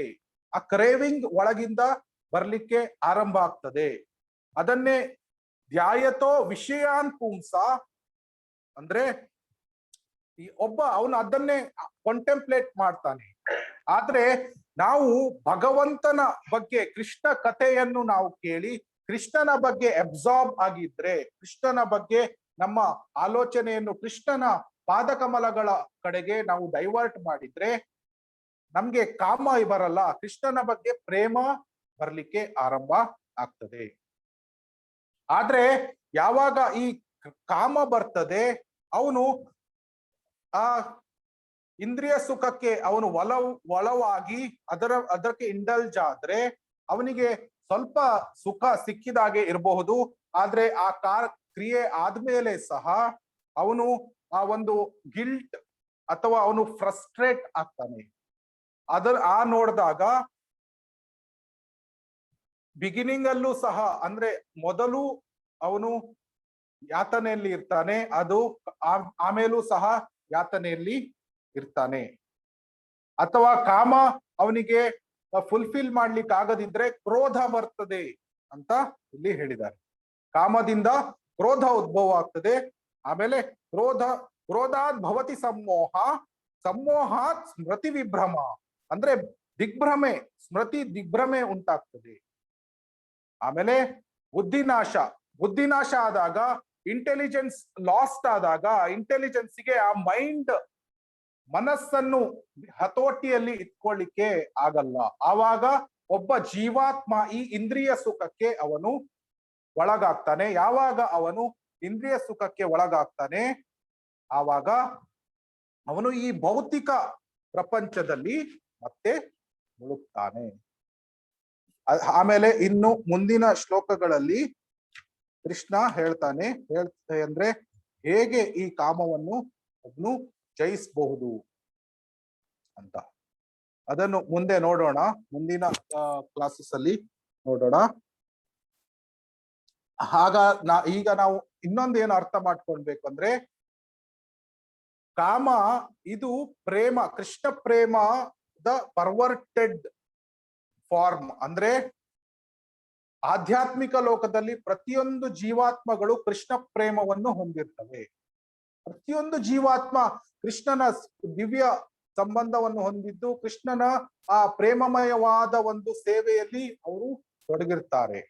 ಆದ್ರೆ ನಾವು ಭೌತಿಕ ಪ್ರಪಂಚದಲ್ಲಿ ಯಾವಾಗ ಒಬ್ಬ ಜೀವಾತ್ಮನಿಗೆ ಕೃಷ್ಣನ ವಿಮುಖವಾಗಿ ಎಂಜಾಯ್ ಮಾಡ್ಬೇಕು ಅನ್ನುವ ಒಂದು ಪ್ರೊಪೆನ್ಸಿಟಿ ಬರ್ತದೆ, ಆವಾಗ ಆ ಕೃಷ್ಣ ಪ್ರೇಮ ಈ ಭೌತಿಕ ಪ್ರಕೃತಿಯ ಮೋಡ್ ಆಫ್ ಪ್ಯಾಷನ್ ರಜೋಗುಣ ಜೊತೆಗೆ ಅದು ಪರ್ವರ್ಟೆಡ್ ಆಗಿ ಕಂಡಾಗ ಅದು ಕಾಮವಾಗಿ ಉತ್ಪತ್ತಿ ಆಗ್ತದೆ. ಅದು ಸೇಮ್ ಎನರ್ಜಿ, ಅಂದ್ರೆ ಪ್ರೇಮ ಮತ್ತೆ ಕಾಮ, ಅದು ಯಾವಾಗ ನಾವು ಕೃಷ್ಣನಿಗೆ ಸಂತೋಷವನ್ನು ನೀಡ್ಲಿಕ್ಕೆ ಪ್ರಯತ್ನ ಪಡ್ತೇವೆ ಅದು ಪ್ರೇಮ. ಯಾವಾಗ ನಮ್ಮ ಇಂದ್ರಿಯ ತೃಪ್ತಿಗಾಗಿ ನಾವು ಮಾಡ್ತೇವೆ ಅದು ಕಾಮ. ಅದರಿಂದ ಎರಡು ಸೇಮ್ ಎನರ್ಜಿ. ಆದ್ರೆ ಕಾಮ ಯಾವಾಗ್ಲೂ ಐ ಅಂಡ್ ಮೈಂಡ್, ನನಗೆ, ನನ್ನ ಇಂದ್ರಿಯ ಸುಖ ನನಗೆ ಬೇಕು, ಎಲ್ಲ ನಂದು, ಆ ರೀತಿಯ ಒಂದು ಪ್ರಜ್ಞೆಯನ್ನು ಜೀವಾತ್ಮ ಹೊಂದಿರುವಾಗ ಇಂದ್ರಿಯ ಸುಖಕ್ಕೆ ಒಳಗಾಗ್ತಾನೆ. ಅದರಿಂದ ಮೆಟೀರಿಯಲ್ ಪ್ಯಾಷನ್, ಭೌತಿಕವಾದ ಒಂದು ರಜೋಗುಣದ ಉತ್ಪನ್ನವಾದ ಒಂದು ಪ್ಯಾಷನ್. ಆಮೇಲೆ ಇನ್ನೊಂದು ಪ್ಯಾಷನ್ ಇದೆ, ಅದು ಆಧ್ಯಾತ್ಮಿಕವಾದ ಒಂದು ಪ್ಯಾಷನ್. ಅದಂದ್ರೆ ಕೈಂಕರ್ಯಂ. ನಾವು ಈಗ ಕೈಂಕರ್ಯಂ ಅಂತ ನೋಡಿದ್ವಿ. ಕೈಂಕರ್ಯಂ ಅಂದ್ರೇನು? What I can do for you Krishna. ನಾನು ನಿನ್ಗೆ ಏನು ಸೇವೆ ಮಾಡ್ಲಿ ಕೃಷ್ಣ, ನಿನ್ಗೆ ಏನು ಇಷ್ಟ ಇದೆ ಅದನ್ನೇ ನಾನು ನಿನ್ಗೆ ಸೇವೆಯನ್ನು ಮಾಡ್ತೇನೆ ಅಂತ, ಅದನ್ನ ಕೈಂಕರ್ಯಂ ಅಂತ ಹೇಳ್ತಾರೆ. ಯಾವಾಗ ನಾವು ಈ ಕೈಂಕರ್ಯಂ ಮಾಡ್ಲಿಕ್ಕೆ ಪ್ರಯತ್ನ ಮಾಡ್ತೇವೆ, ನಮ್ಮ ಆಧ್ಯಾತ್ಮಿಕ ಗುರುಗಳಿಗೆ ನಾವು ಅವರ ಸೇವೆಯನ್ನು ಮಾಡ್ಲಿಕ್ಕೆ ಪ್ರಯತ್ನ ಮಾಡ್ತೇವೆ, ಅದು ನಮ್ಗೆ ಆ ಸ್ಪಿರಿಚುವಲ್ ಪ್ಯಾಷನ್ ಅನ್ನು ನಾವು ಹೊಂದಿರ್ತೇವೆ. ನಾವು ಆದಷ್ಟು ಈ ಸ್ಪಿರಿಚುವಲ್ ಪ್ಯಾಷನ್ ಅನ್ನು ಹೊಂದಿರಬೇಕು, ಮತ್ತೆ ಮೆಟೀರಿಯಲ್ ಪ್ಯಾಷನ್ ಅನ್ನು ಆದಷ್ಟು ನಾವು ತ್ಯಾಗ ಮಾಡಬೇಕು. ಆಮೇಲೆ ಆಧ್ಯಾತ್ಮಿಕ ಜೀವನದಲ್ಲಿ ನಾವು ಇನ್ನು ಅಂದ್ರೆ ಪ್ರಗತಿಯನ್ನು ಹೊಂದಲಿಕ್ಕೆ ಪ್ರಯತ್ನವನ್ನು ಮಾಡಬೇಕು. ಆಮೇಲೆ ಈ ಮುಂದಿನ ಶ್ಲೋಕಗಳಲ್ಲಿ ಹೇಗೆ ಈ ಕಾಮವನ್ನು ಜಯಿಸಬಹುದು, ಆಮೇಲೆ ಕಾಮ ಎಲ್ಲೆಲ್ಲಿ ಅದು ಅಡಗಿದೆ. ಯಾಕಂದ್ರೆ ಒಬ್ಬ ಶತ್ರುವನ್ನು ಗೆಲ್ಬೇಕಾದ್ರೆ ಆ ಶತ್ರುವಿನ ವೀಕ್ನೆಸಸ್ ಏನು ಅಂತ ನಮ್ಗೆ ಗೊತ್ತಿರ್ಬೇಕು. ಆದ್ರಿಂದ ಕೃಷ್ಣ ಹೇಳ್ತಾನೆ, ಕಾಮ ಅನ್ನೋದು ಈ ಜೀವಾತ್ಮದ ಒಂದು ಶಾಶ್ವತವಾದ ಒಂದು ಶತ್ರು. ಈ ಶತ್ರು ಎಲ್ಲೆಲ್ಲಿ ಅಡಗಿದ್ದಾನೆ ಅದನ್ನು ನೀನು ಐಡೆಂಟಿಫೈ ಮಾಡಿಕೊಂಡು ನೀನು ಆ ಕಾಮವನ್ನು ಜಯಿಸ್ಬೇಕು. ಆ ಭಕ್ತಿ ಸೇವೆಯ ಒಂದು ಸ್ಟ್ರೆಂತ್ ನಾವು ನೋಡಿದ್ವಿ. ಹೇಗೆ ನಿರಾಹಾರಸ್ಯ ದೇಹಿನ ಪರಂ ದೃಷ್ಟ್ವಾ ನಿವರ್ತತೆ. ಪರಂ ದೃಷ್ಟ್ವಾ ನಿವರ್ತತೆ ಅಂದ್ರೆ ಆ ಹೈಯರ್ ಟೇಸ್ಟ್ ಅನ್ನು ತೆಗೆದುಕೊಂಡು, ಭಕ್ತಿ ಸೇವೆಯ ಹೈಯರ್ ಟೇಸ್ಟ್ ತೆಗೆದುಕೊಂಡು ನಾವು ಅಂದ್ರೆ ಆ ನಮ್ಮ ಶಾಶ್ವತವಾದ ಶತ್ರುವಾದ ಕಾಮವನ್ನು ಹೇಗೆ ಜಯಿಸಬಹುದು ಅಂತ ಮುಂದಿನ ಶ್ಲೋಕಗಳಲ್ಲಿ ಕೃಷ್ಣ ಹೇಳ್ತಾನೆ. ಅದು ಎಸ್ಪೆಷಲಿ 3ನೇ ಅಧ್ಯಾಯದಲ್ಲಿ ಸಹ ಕೃಷ್ಣ ಅದನ್ನು ಹೇಳ್ತಾನೆ. ಅದನ್ನು ನಾವು ಮುಂದೆ ನೋಡೋಣ. ಆದ್ರೆ ಈಗ ನೋಡೋದಂದ್ರೆ ಇಂದ್ರಿಯ ವಸ್ತುಗಳ ಚಿಂತನೆಯನ್ನು ನಾವು ಅದನ್ನ ಸ್ಟಾಪ್ ಮಾಡಿ ನಮ್ಮ ಚಿಂತನೆಯನ್ನು ಕೃಷ್ಣನ ಪಾದಕಮಲಗಳ ಟುವರ್ಡ್ಸ್ ನಾವು ಫೋಕಸ್ ಮಾಡಬೇಕು. ಮತ್ತೆ ಕೃಷ್ಣ ಸೇವೆ, ನಮ್ಮ ಇಂದೆಲ್ಲ ಇಂದ್ರಿಯಗಳನ್ನು ಕೃಷ್ಣ ಸೇವೆಗೆ ನಾವು ಉಪಯೋಗ ಮಾಡ್ತಾ ಇದ್ರೆ ನಾವು ಈ ಭೌತಿಕ ಐಹಿಕ ಪ್ರಪಂಚದ ಒಂದು ಬಂಧನಕ್ಕೆ ಬೀಳುವುದರಿಂದ ನಾವು ನಮ್ಮನ್ನು ರಕ್ಷಣೆ ಮಾಡ್ಕೊಳ್ಬಹುದು. ಹರೇ ಕೃಷ್ಣ. ನಿಮ್ಗೆ ಏನಾದ್ರೂ ಪ್ರಶ್ನೆ ಇದ್ರೆ ಅಥವಾ ಏನಾದ್ರೂ ಕಮೆಂಟ್ಸ್ ಸಜೆಷನ್ಸ್ ಇದ್ರೆ ನೀವು ಹೇಳ್ಬೋದು. ಹರೇ ಕೃಷ್ಣ. ಧನ್ಯವಾದಗಳು.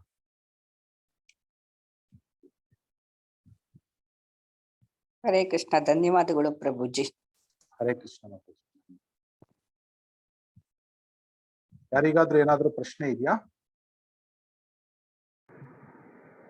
ಪ್ರಭುಜಿ, ನಾವು ದೇವರ ಹತ್ರ ಏನೇನು ಕೇಳ್ಕೊಂಬೇಕು ಪ್ರಭುಜಿ? ಏನ್ ಬೇಕು ಅಂತ ಕೇಳ್ಕೊಂಬೇಕು?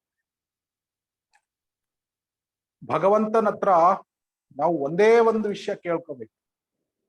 ನನಗೆ ಶುದ್ಧ ಭಕ್ತಿಯನ್ನು ನೀಡು, ನನಗೆ ಪ್ಯೂರ್ ಡಿವೋಷನಲ್ ಸರ್ವಿಸ್ ಅನ್ನು ನೀಡು ಅಂತ ಮಾತ್ರ ಕೇಳ್ಕೋಬೇಕು. ಆಮೇಲೆ ಇದನ್ನ ನೀವ್ ಯಾವಾಗ ಇದನ್ನು ಕೇಳ್ತೀರಾ, ಉಳಿದಿದ್ ಎಲ್ಲ ಆಟೋಮೆಟಿಕಲಿ ಅಡ್ಜಸ್ಟ್ ಆಗುತ್ತೆ. ಅದು ಭಗವಂತನಿಗೆ, ಈಗ ಉದಾಹರಣೆಗೆ ಒಬ್ಬ ತಾಯಿಗೆ ಅವಳ ಮಗುವಿಗೆ ಏನೇನು ಯಾವ ನೀಡ್ ಇದೆ ಅಂತ ಕರೆಕ್ಟ್ ಆಗಿ ಗೊತ್ತಿರ್ತದೆ. ಆಮೇಲೆ ಮಗು ಅತ್ತಾಗ ಹೋಗಿ ಹಾಲ್ ನೀಡ್ತಾಳೆ. ಆಮೇಲೆ ಮಗು ಆಮೇಲೆ ಹಾಲ್ ನೀಡಿದ ನಂತರ ಸ್ವಲ್ಪ ಸಮಯದ ನಂತರ ಅತ್ತಾಗ ಯಾಕೆ ಅಳ್ತಾ ಇದೆ ಅಂತ ಅವಳಿಗೆ ಕರೆಕ್ಟ್ ಆಗಿ ಏನೇನು ಆ ರಿಕ್ವೈರ್ಮೆಂಟ್ ಇದೆ, ಆ ಮಗುವಿನ ಆರೈಕೆ ಎಲ್ಲ ಅವಳು ಚೆನ್ನಾಗಿ ಮಾಡ್ತಾಳೆ, ಹೌದಲ್ವಾ? ಅದೇ ರೀತಿ ಕೃಷ್ಣನಿಗೆ ನಮ್ಗೆ ನಮ್ಮ ಆಧ್ಯಾತ್ಮಿಕ ಪ್ರಗತಿಗೆ ಏನೇನು ಬೇಕು ಅದು ಕರೆಕ್ಟ್ ಆಗಿ ಗೊತ್ತಿರ್ತದೆ. ನಾವು ಯಾವಾಗ ಭಗವಂತನಲ್ಲಿ ಕೇವಲ ನನ್ಗೆ ಶುದ್ಧ ಭಕ್ತಿಯನ್ನು ನೀಡು ಅಂತ ನಾವು ಪ್ರಾರ್ಥನೆಯನ್ನು ಮಾಡ್ತಾ ಇರ್ತೀವಿ, ಆವಾಗ ಭಗವಂತ ಅವನು ನಮ್ಮ ಆಧ್ಯಾತ್ಮಿಕ ಪ್ರಗತಿಗೆ ಏನೇನು ಬೇಕು ಅದನ್ನೆಲ್ಲ ನೀಡ್ತಾನೆ. ಎಲ್ಲ ನಮ್ಗೆ ದುಡ್ಡು ಬೇಕಾದ್ರೆ ದುಡ್ಡು ಕೊಡ್ತಾನೆ. ಆಮೇಲೆ ಒಳ್ಳೆ ಏನು ಪರಿವಾರದ ಒಂದೇ ಸೌಕರ್ಯ ಬೇಕು, ಆಧ್ಯಾತ್ಮಿಕ ಪ್ರಗತಿಗೆ ಫೆಸಿಲಿಟೀಸ್ ಅದನ್ನು ಕೊಡ್ತಾನೆ. ಆ ಕೃಷ್ಣ ಭಗವದ್ಗೀತೆಯಲ್ಲಿ ಹೇಳ್ತಾನೆ, ಯಾವುದೋ ಒಂದು ಶ್ಲೋಕ, ಯೋಗಕ್ಷೇಮ ಮಹಾಮ್ಯಂ, ಆ ಶ್ಲೋಕದಲ್ಲಿ ಭಕ್ತನಾದವನಿಗೆ ನಾನು ಅವನತ್ರ ಏನೇನಿದೆ ಅದನ್ನು ನಾನು ರಕ್ಷಣೆ ಮಾಡ್ತೇನೆ, ಅವನತ್ರ ಏನೇನು ಇಲ್ಲ ಅದನ್ನು ನಾನು ಅವನಿಗೆ ನೀಡ್ತೇನೆ ಅಂತ ಕೃಷ್ಣ ಭಗವದ್ಗೀತೆಯಲ್ಲಿ ಹೇಳಿದ್ದಾನೆ. ಆ ಯೋಗಕ್ಷೇಮ ಮಹಾಮ್ಯಂ ಆ ಶ್ಲೋಕದಲ್ಲಿ, ಅದು ಫುಲ್ ಶ್ಲೋಕ ಮರ್ತೋಗಿದೆ. ಆ ಶ್ಲೋಕದಲ್ಲಿ ಅದರಿಂದ ಅರ್ಥ ಏನ್ ಮಾಡ್ಕೊಳ್ಬಹುದು ಅಂದ್ರೆ, ಭಗವಂತ ಕೃಷ್ಣ ತನ್ನ ಭಕ್ತನ ಪರ್ಸನಲ್ ಕೇರ್ ತಗೊಳ್ತಾ ಇರ್ತಾನೆ. ಪರ್ಸನಲ್ ಕೇರ್ ಅಂದ್ರೆ ಏನು? ಸ್ವತಃ ಅವನು ಆ ಭಗವಂತ ಭಕ್ತರ ಆರೈಕೆಯನ್ನು ಮಾಡ್ತಾ ಇರ್ತಾನೆ. ಒಬ್ಬನಿಗೆ ದುಡ್ಡನ್ನು ನೀಡಿದೆ ಅವನು ಹಾಳಾಗ್ತಾನೆ ಅಂತಾದ್ರೆ ದುಡ್ಡನ್ನು ಕೊಡುವುದಿಲ್ಲ. ಅವನು ದುಡ್ಡನ್ನು ಕೊಟ್ರೆ ಇಲ್ಲ ಅವನು ಭಕ್ತಿ ಸೇವೆಯಲ್ಲಿ ಪ್ರಗತಿಯನ್ನು ಹೊಂದ್ತಾನಂತಾದ್ರೆ ದುಡ್ಡನ್ನು ಕೊಡ್ತಾನೆ. ಅದರಿಂದ ಭಗವಂತನಿಗೆ ಗೊತ್ತು ನಮ್ಗೆ ಏನೇನು ಕೊಡ್ಬೇಕು ಅಂತ. ಆದ್ರಿಂದ ನಾವು ಭಗವಂತನಲ್ಲಿ ಒಂದೇ ಒಂದು ಏನ್ ಬೇಡ್ಕೊಳ್ಬೇಕು ಅಂದ್ರೆ, please give me pure devotional service, ನನ್ಗೆ ಶುದ್ಧ ಭಕ್ತಿಯನ್ನು ನೀಡು ಅಂತ ನಾವು ಕೇಳ್ಕೊಬೇಕು. ಹರೇ ಕೃಷ್ಣ.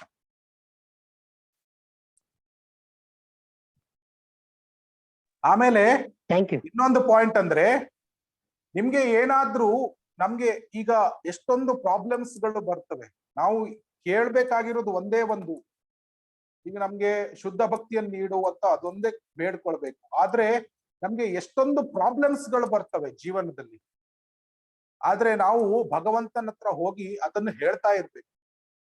ಆದ್ರೆ ನಾವು ಭಗವಂತ ನೀನ್ ಈ ತರ ಮಾಡು ಆ ತರ ಮಾಡು ಅಂತ ಹೇಳ್ಬಾರ್ದು. ಭಗವಂತನ ಹತ್ರ ಹೋಗಿ ನಮ್ ಪ್ರಾಬ್ಲಮ್ಸ್ ಹೇಳ್ಬೇಕು.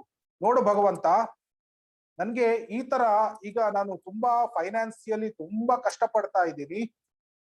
ನಿನ್ನ ಇಚ್ಛೆ ಪ್ರಕಾರ ನಾನು ಈ ರೀತಿ ಅಂದ್ರೆ ನನ್ಗೆ ಗೊತ್ತು, ನನ್ನ ಕರ್ಮದ ಪ್ರಕಾರ ನಾನು ಇನ್ನೆಷ್ಟೋ ನಾನು ಜಾಸ್ತಿ ಕಷ್ಟ ಪಡ್ಬೇಕಾಗಿತ್ತು. ನಿನ್ನ ಒಂದು ಕೃಪೆಯಿಂದ ನನ್ನ ಈ ಪೀಡೆ ತುಂಬಾ ಕಡಿಮೆಯಾಗಿ ಸ್ವಲ್ಪವೇ ಪೀಡೆಯನ್ನು ಅನುಭವಿಸ್ತಾ ಇದ್ದೇನೆ. ಆದ್ರೆ ನನ್ಗೆ ಸ್ವಲ್ಪ ಕಷ್ಟ ಆಗ್ತಾ ಇದೆ. ನಾನು ನಿನ್ಗೆ ಹೇಳ್ತಾ ಇದ್ದೇನೆ, ನಿನ್ಗೆ ಏನು ಸೂಕ್ತ ಅನ್ನಿಸ್ತದೆ ಅದನ್ನು ನೀನ್ ಮಾಡು ಅಂತ ಹೇಳ್ಬೇಕು. ಆದ್ರೆ ನನ್ಗೆ ಶುದ್ಧ ಭಕ್ತಿಯನ್ನು ನೀಡು ಅಂತ ಅಷ್ಟು ಕೇಳ್ಬೇಕು. ಪ್ರತಿಯೊಂದನ್ನು ಭಗವಂತನಿಗೆ ಹೇಳಲಿಕ್ಕೆ, ಭಗವಂತನ ಹತ್ರ ಮಾತಾಡ್ಲಿಕ್ಕೆ ನಾವು ಅಭ್ಯಾಸ ಮಾಡ್ಕೊಳ್ಬೇಕು.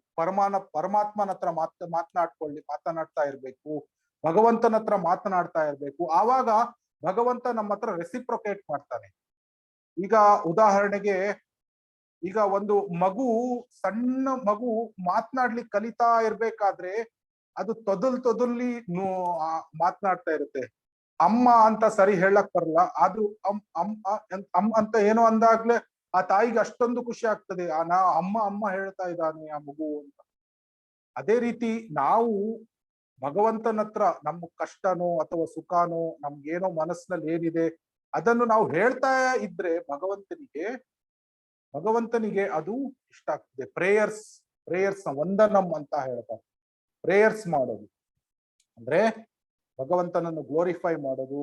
ಆಮೇಲೆ ಭಗವಂತನ ಹತ್ರ ಈ ರೀತಿ ಎಲ್ಲಾ ಭಕ್ತರಿಗೂ ಶುದ್ಧ ಭಕ್ತಿಯನ್ನು ನೀಡು, ನನ್ನ ಪರಿವಾರದ ಪ್ರತಿಯೊಬ್ಬರಿಗೂ ಶುದ್ಧ ಭಕ್ತಿಯನ್ನು ನೀಡು, ಅವರಿಗೆ ಒಳ್ಳೆ ಬುದ್ಧಿಯನ್ನು ನೀಡು, ಅವರು ಕೃಷ್ಣ ಪ್ರಜ್ಞೆ ಅವನ್ನು ಹೊಂದಿಲ್ಲದಿದ್ರೆ ಅವರನ್ನು ಕೃಷ್ಣ ಪ್ರಜ್ಞೆ ಅವರಿಗೆ ನೀಡು, ಅವರನ್ನು ಭಕ್ತರನ್ನಾಗಿ ಮಾಡು. ಈ ರೀತಿ ನಾವು ಪ್ರತಿನಿತ್ಯ ಬೇಡ್ಕೊಳ್ತಾ ಇರ್ಬೇಕು.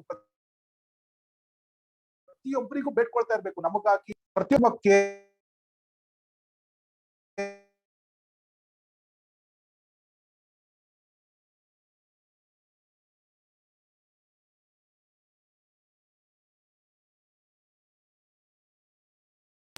ಪರಮಾತ್ಮನ ಹತ್ರನೂ ಸಹ ಬೇಡ್ಕೊಳ್ಬಹುದು.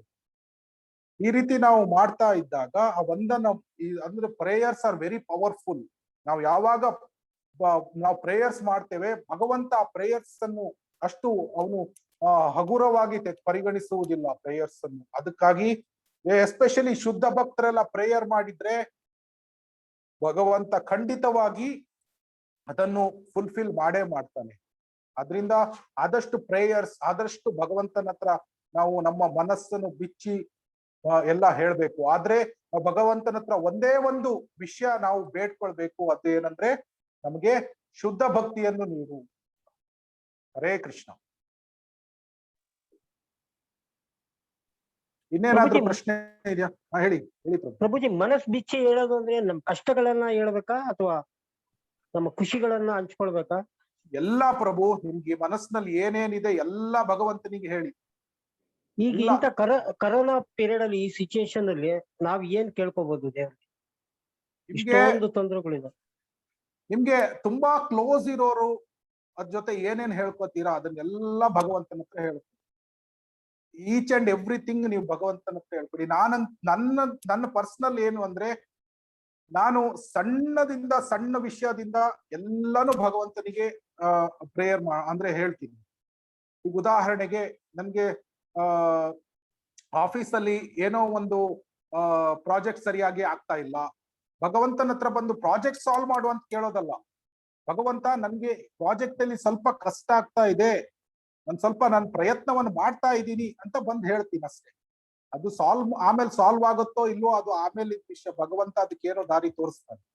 ಆದ್ರೆ ಅದು ಬಂದು ಭಗವಂತನ ಹತ್ರ ಆ ದಿನ ಮಲ್ಕೊಳ್ಬೇಕಾದ್ರೆ ಅಥವಾ ಬೆಳಿಗ್ಗೆ ಮಂಗಳಾರತಿ ಆದ್ಮೇಲೆ ಯಾವಾಗ್ಲೂ ಒಂದು ಸಮಯದಲ್ಲಿ ಭಗವಂತನ ಎದುರು ನಿಂತ್ಕೊಂಡು ಕೈ ಮುಚ್ಕೊಂಡು ಮಾತಾಡ್ತಾ ಇರೋದಂದ್ರೆ ಬಾಯಿಂದ ಹೇಳ್ಬೇಕಂತಿಲ್ಲ, ಮನಸ್ಸಿನಲ್ಲೇ ಬೇಡ್ಕೋತಾ ಇದ್ರೆ ಭಗವಂತನಿಗೆ ಅಂದ್ರೆ ಅದು ಸಂತೋಷವನ್ನು ನೀಡುತ್ತೆ. ಪ್ರೇಯರ್ಸ್ ಮಾಡೋದು ಅಂದ್ರೆ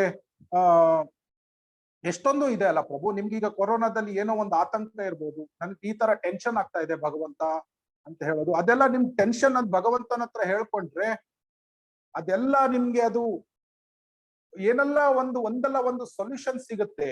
ಅದಕ್ಕೆ ಭಗವಂತ ದಾರಿ ತೋರಿಸ್ತಾನೆ. ಆಮೇಲೆ ಅಟ್ಲೀಸ್ಟ್ ನಮ್ಮ ಮನಸ್ಸು ಹಗುರ ಆಗ್ತದೆ. ಭಗವಂತ ಅದನ್ನ ಕೇಳ್ತಾನೆ. ಆಮೇಲೆ ಪ್ರೇಯರ್ಸ್ ಅಂದ್ರೆ ಬೇರೆಯವರಿಗೆ ಒಳ್ಳೆಯದನ್ನು, ಶುದ್ಧ ಭಕ್ತಿಯನ್ನು ನೀಡು, ಈ ರೀತಿ ಪ್ರೇಯರ್ಸ್ ಮಾಡ್ತಾ ಇರ್ಬೇಕು. ಭಕ್ತರಿಗಾಗಿ, ಆಮೇಲೆ ನಮ್ಮ ಪರಿವಾರದವರಿಗಾಗಿ, ನಮ್ಮ ಇತರ ಜೀವಾತ್ಮಗಳಿಗೆ ಈ ರೀತಿ ನಾವು ಭಗವಂತನ ಹತ್ರ ಬೇಡ್ಕೊಳ್ತಾ ಇರ್ಬೇಕು.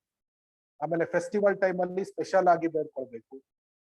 ಈ ರೀತಿ ಆ ರಿಲೇಶನ್ಶಿಪ್, ಇದು ಸಂಬಂಧ ನಮ್ಮ ಈಗ ಕೃಷ್ಣನ ಜೊತೆ ಇರುವ ಸಂಬಂಧ ನಾವು ಮರ್ತು ಹೋಗಿದ್ದೇವೆ, ಕಳೆದುಕೊಂಡಿದ್ದೇವೆ. ಅದನ್ನೀಗ ಮರುಸ್ಥಾಪನೆ ಮಾಡ್ಬೇಕಾದ್ರೆ ನಾವು ನಮ್ಮ ಸೈಡ್ ಇಂದ ನಾವು ಆ ಸ್ಟೆಪ್ಸ್ ಅನ್ನು ಇಡೋದು ನಮ್ಗೆ. ಯಾಕಂದ್ರೆ ಆ ಕೃಷ್ಣನ ಹತ್ರ ಮಾತಾಡ್ತಾ ಇದ್ದು ಆ ಸಂಬಂಧವನ್ನು ಮರುಸ್ಥಾಪನೆ ಮಾಡೋದು, ಆ ಪ್ರೇಮಮಯವಾದ ಸಂಬಂಧ ಬೆಳೆಸ್ಕೊಳ್ಳೋದು. ನಾವು ಬೆಳೆಸ್ಕೊಳ್ಬೇಕಾದ್ರೆ ಈ ರೀತಿಯ ಒಂದೊಂದು ಸಣ್ಣ ಸ್ಟೆಪ್ಸ್ ಅನ್ನು ನಾವು ಇಡುವುದು. ಭಗವಂತ ಕೇಳಿಯೇ ಕೇಳ್ತಾನೆ. ಪ್ರತಿಯೊಂದು ನಾವು ಏನೇನು ಹೇಳ್ತೇವೆ ಭಗವಂತನಿಗೆ ಅವನು ಖಂಡಿತವಾಗಿ ಕೇಳಿಯೇ ಕೇಳ್ತಾನೆ. ಹರೇ ಕೃಷ್ಣ. Thank you Prabhuji. ಹರೇ ಕೃಷ್ಣ. ಇನ್ನೇನಾದ್ರೂ ಪ್ರಶ್ನೆ ಇದೆಯಾ?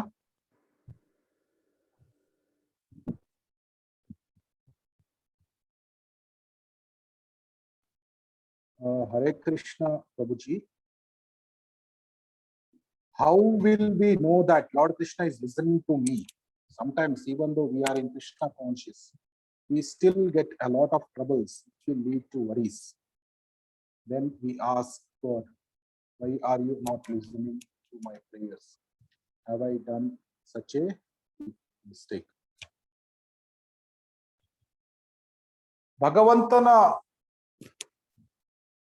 ಹೇಗೆ ರೆಸಿಪ್ರೊಕೇಟ್ ಮಾಡ್ತಾನೆ ಅನ್ನೋದು ಇದು ಒಂದು ಅಲೌಕಿಕವಾದ ಒಂದು ಪ್ರಾಸೆಸ್. ಇದನ್ನು ನಾವು ಭೌತಿಕ ದೃಷ್ಟಿಯಿಂದ ನಾವು ಅರ್ಥ ಮಾಡ್ಕೊಳ್ಳಿಕ್ಕೆ ಆಗಲ್ಲ. ನನ್ನ ಜೀವನದಲ್ಲೇ ನಾನು ಉದಾಹರಣೆ ನೀಡೋದಾದ್ರೆ, ನಾನು ಎಷ್ಟೊಂದು ಸಲ ಈಗ ನಾನು ಭಗವದ್ಗೀತೆಯನ್ನು ಓದ್ತಾ ಇರ್ಬೇಕಾದ್ರೆ ಕೆಲವು ಡೌಟ್ಸ್ ಗಳು ಬರ್ತದೆ. ಆವಾಗ ಅಂದ್ರೆ ಆ ಡೌಟ್ಸ್ ಅನ್ನು ಹೋಗಿ ಯಾರು ಸಾಲ್ವ್ ಮಾಡ್ಲಿಕ್ಕೆ ಬೇರೆ ಭಕ್ತರ ಹತ್ರ ಕೇಳಿದ್ರೆ ಕೆಲವೊಮ್ಮೆ ಕೇಳ್ತೇನೆ, ಇಲ್ಲ ಅಂದ್ರೆ ಸುಮ್ನೆ ಹೋಗಿ ಭಗವಂತನ ಎದುರಿಗೆ ಆ ಡೌಟ್ಸ್ ಅನ್ನ ಭಗವಂತನಿಗೆ, ಗುರುಗಳಿಗೆ ಹೇಳುದು. ನನ್ಗೆ ಈ ಭಗವದ್ಗೀತೆಯ ಈ ಒಂದು ವಿಷಯ ನನ್ಗೆ ಅರ್ಥ ಆಗ್ತಾ ಇಲ್ಲ ಭಗವಂತ, ಅದರ ಅರ್ಥ ಏನಿರಬಹುದು ಅಂತ ಸುಮ್ನೆ ಹೋಗಿ ಪ್ರೇಯರ್ ಮಾಡೋದು. ಅದಾಗಿದ ನಂತರ ಯಾವುದೋ ಎಷ್ಟೋ ಒಂದು ವಾರದ ನಂತರನೋ ಅಥವಾ ಒಂದು 10 ದಿನದ ನಂತರನೋ ಯಾವಾಗ್ಲೂ ಯಾವುದೋ ಒಂದು ಲೆಕ್ಚರ್ ಕೇಳ್ತಾ ಇರ್ತೀನಿ. ಆ ಲೆಕ್ಚರ್ ಅಲ್ಲಿ ಆ ಎಕ್ಸಾಕ್ಟ್ ಪಾಯಿಂಟಿಗೆ ಆನ್ಸರ್ ಸಿಗ್ತದೆ. ಇದಕ್ಕೆ ಹೇಳ್ತಾರೆ ಏನು ಅಂದ್ರೆ ರೆಸಿಪ್ರೊಕೇಶನ್. ರೆಸಿಪ್ರೊಕೇಶನ್ ಅಂದ್ರೆ ನಾವು ಭಗವಂತನಿಗೆ ಏನು ಬೇಡ್ಕೊಳ್ತೇವೆ ಅಥವಾ ಏನನ್ನು ಹೇಳ್ತೇವೆ, ಕೃಷ್ಣ ರೆಸಿಪ್ರೊಕೇಟ್ ಮಾಡ್ತಾನೆ. ಆದ್ರೆ ಅದು ಹೇಗೆ ರೆಸಿಪ್ರೊಕೇಟ್ ಮಾಡ್ತಾನೆ ಅದು ನಾವು ಅರ್ಥ ಮಾಡ್ಕೊಳ್ಬೇಕು. ಈಗ ಒಂದು ಸ್ಟೋರಿ ಇದೆ. ಏನಾಗ್ತದೆ ಅಂದ್ರೆ ಒಬ್ನು ಹೋಗ್ತಾ ಇರ್ತಾನೆ ಕಾಡಲ್ಲಿ, ಒಂದು ಸಣ್ಣ ಕಾಡಲ್ಲಿ ನಡ್ಕೊಂಡು ಹೋಗ್ತಾ ಇರ್ತಾನೆ.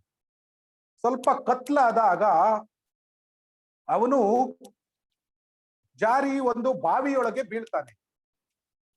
ಬಾವಿಯೊಳಗೆ ಬಿದ್ದಾಗ ಅವನು, ಈಗ ನಮ್ಗೆ ಗೊತ್ತು ಕಾಡಲ್ಲಿ ಬಾವಿಯೊಳಗೆ ಬಿದ್ರೆ ಯಾರು ಎತ್ಕೊಂಡು ಹೋಗ್ಲಿಕ್ಕೆ ಬರ್ತಾರೆ, ಅವನಿಗೂ ಅದು ಗೊತ್ತಿರ್ತದೆ. ಅದಕ್ಕಾಗಿ ನನ್ಗೀಗ ಭಗವಂತ ಒಬ್ನೇ ರಕ್ಷಣೆ ಮಾಡಕ್ ಸಾಧ್ಯ ಇದೆ ಅಂತ ಅವನು ಭಗವಂತನ ಹತ್ರ ಬೇಡ್ಕೊಳ್ತಾನೆ.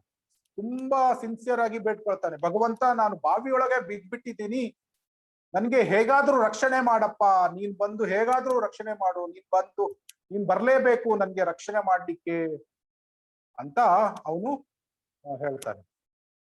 ಬೇಡ್ಕೊಂಡ ತಕ್ಷಣ ಅಷ್ಟೊತ್ತಿಗೆ ಸ್ವಲ್ಪ ಸಮಯದ ನಂತರ ಒಬ್ನು ಬರ್ತಾನೆ. ಇವರು ಕೂಗ್ತಾ ಇರ್ತಾನೆ, ಕಾಪಾಡಿ ಕಾಪಾಡಿ ಅಂತ. ಅವನು ಬಂದು ದೊಡ್ಡ ಒಂದು ಹಗ್ಗವನ್ನು ಬಿಡ್ತಾನೆ. ಬಿಟ್ಟಾಗ ಇವನು ಕೇಳ್ತಾನೆ, ಯಾರ್ ನೀನು ಅಂತ. ನಾನು ಒಬ್ಬ ಇಲ್ಲಿ ಪಾದಯಾತ್ರಿ, ನಾನು ನಿಂಗೆ ಹಗ್ಗವನ್ನು ನೀಡ್ತಾ ಇದ್ದೇನೆ, ನೀನು ಮೇಲೆ ಎತ್ತು ಬಾ ಅಂತ. ಇವನು ಆಲೋಚನೆ ಮಾಡ್ತಾನೆ, ನಾನು ಭಗವಂತನಿಗೆ ನಾನು ಕರೆದಿದ್ದು, ಇವನ್ ಪಾದಯಾತ್ರಿ ಯಾಕೆ ಬರ್ತಾ ಇದ್ದಾನೆ ನನ್ಗೆ ರಕ್ಷಣೆ ಮಾಡ್ಲಿಕ್ಕೆ? ಇಲ್ಲ, ನನ್ಗೆ ಭಗವಂತನೇ ಬೇಕು, ಭಗವಂತನೇ ಬಂದು ಯಾಕೆ ರಕ್ಷಣೆ ಮಾಡ್ತಾ ಇಲ್ಲ? ಪಾದಯಾತ್ರಿ ಯಾಕೆ ರಕ್ಷಣೆ ಮಾಡ್ತಾ ಇದ್ದಾನೆ? ಇಲ್ಲ, ನನ್ಗೆ ಭಗವಂತನೇ ಬೇಕು ಅಂತ ಅವನು ಕೂತ್ಕೊಳ್ತಾನೆ. ಆ ಪಾದಯಾತ್ರಿ ಹೋಗ್ತಾನೆ. ಆಮೇಲೆ ಬೆಳಕಾಗ್ತದೆ. ಇವನು ಕೂಗ್ತಾ ಇರ್ತಾನೆ. ಇನ್ನೊಬ್ಬನು ಯಾರೋ ಅವನು ಕಾಡಲ್ಲಿ ಈ ಕಟ್ಟಿಗೆ ಎಲ್ಲ ತಗೊಳ್ಳಿಕ್ಕೆ ಹೋಗ್ತಾ ಇರೋನು ಬಂದು ಅವನು ಹಗ್ಗ ನೀಡಿದ್ರೆ ಇವನು ಮತ್ತೆ ಭಗವಂತ ಬರ್ತಾ ಇಲ್ಲ ನನ್ನನ್ನು ಕಾಪಾಡ್ಲಿಕ್ಕೆ, ಬೇರೆ ಯಾರೋ ಬರ್ತಾ ಇದ್ದಾರೆ ಅಂತ. ಇದರ ತಾತ್ಪರ್ಯ ಏನು ಅಂದ್ರೆ, ಅವನು ಭಗವಂತನಿಗೆ ಬೇಡ್ಕೊಂಡ, ಭಗವಂತನೇ ಇಬ್ಬರನ್ನು ಕಳಿಸಿ ಹಗ್ಗ ನೀಡಿದಾನೆ. ಆದ್ರೆ ಇವನು ಭಗವಂತನೇ ಬರ್ಬೇಕು ಅಂತ ಅವನು ಆ ರೀತಿಯ ಆಲೋಚನೆಯನ್ನು ಮಾಡ್ತಾ ಇದ್ದಾನೆ. ತಾತ್ಪರ್ಯ ಏನು ಅಂದ್ರೆ, ನಾವು ಬೇಡ್ಕೊಂಡ್ರೆ ಭಗವಂತ ಯಾವುದೋ ಒಂದು ರೀತಿಯಲ್ಲಿ ನಮ್ಗೆ ಸಹಾಯ ಮಾಡ್ತಾನೆ. ಆದ್ರೆ ನಾವು ನಮ್ಮ ಪ್ರಜ್ಞೆ ಹೇಗಿರ್ತದಂದ್ರೆ ನಮ್ಗೆ ಆ ಭೌತಿಕ ರಿಸಲ್ಟ್ಸ್ ಸಿಕ್ಕಿದ್ರೆ ಮಾತ್ರ ಭಗವಂತ ನಮ್ಗೆ ಒಲ್ಕೊಂಡಿದ್ದಾನೆ, ಇಲ್ಲ ಅಂದ್ರೆ ಅದು ಒಲ್ಕೊಂಡಿಲ್ಲ ಅಂತ ನಾವು ಆಲೋಚನೆ ಮಾಡ್ತೇವೆ.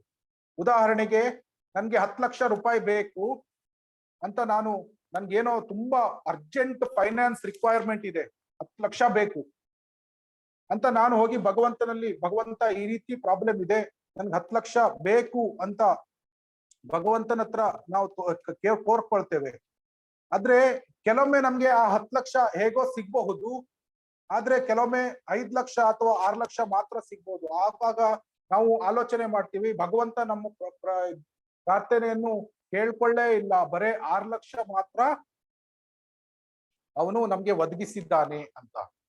ಆದ್ರೆ ನಮ್ಮ ಕರ್ಮದ ಪ್ರಕಾರ ನಾವು ನೋಡಿದ್ರೆ ಅದು ಭಗವಂತ ಎಷ್ಟೋ ದೊಡ್ಡ ಕಷ್ಟಗಳನ್ನು ಸಣ್ಣ ಸಣ್ಣ ರೀತಿಯಲ್ಲಿ ಅವನು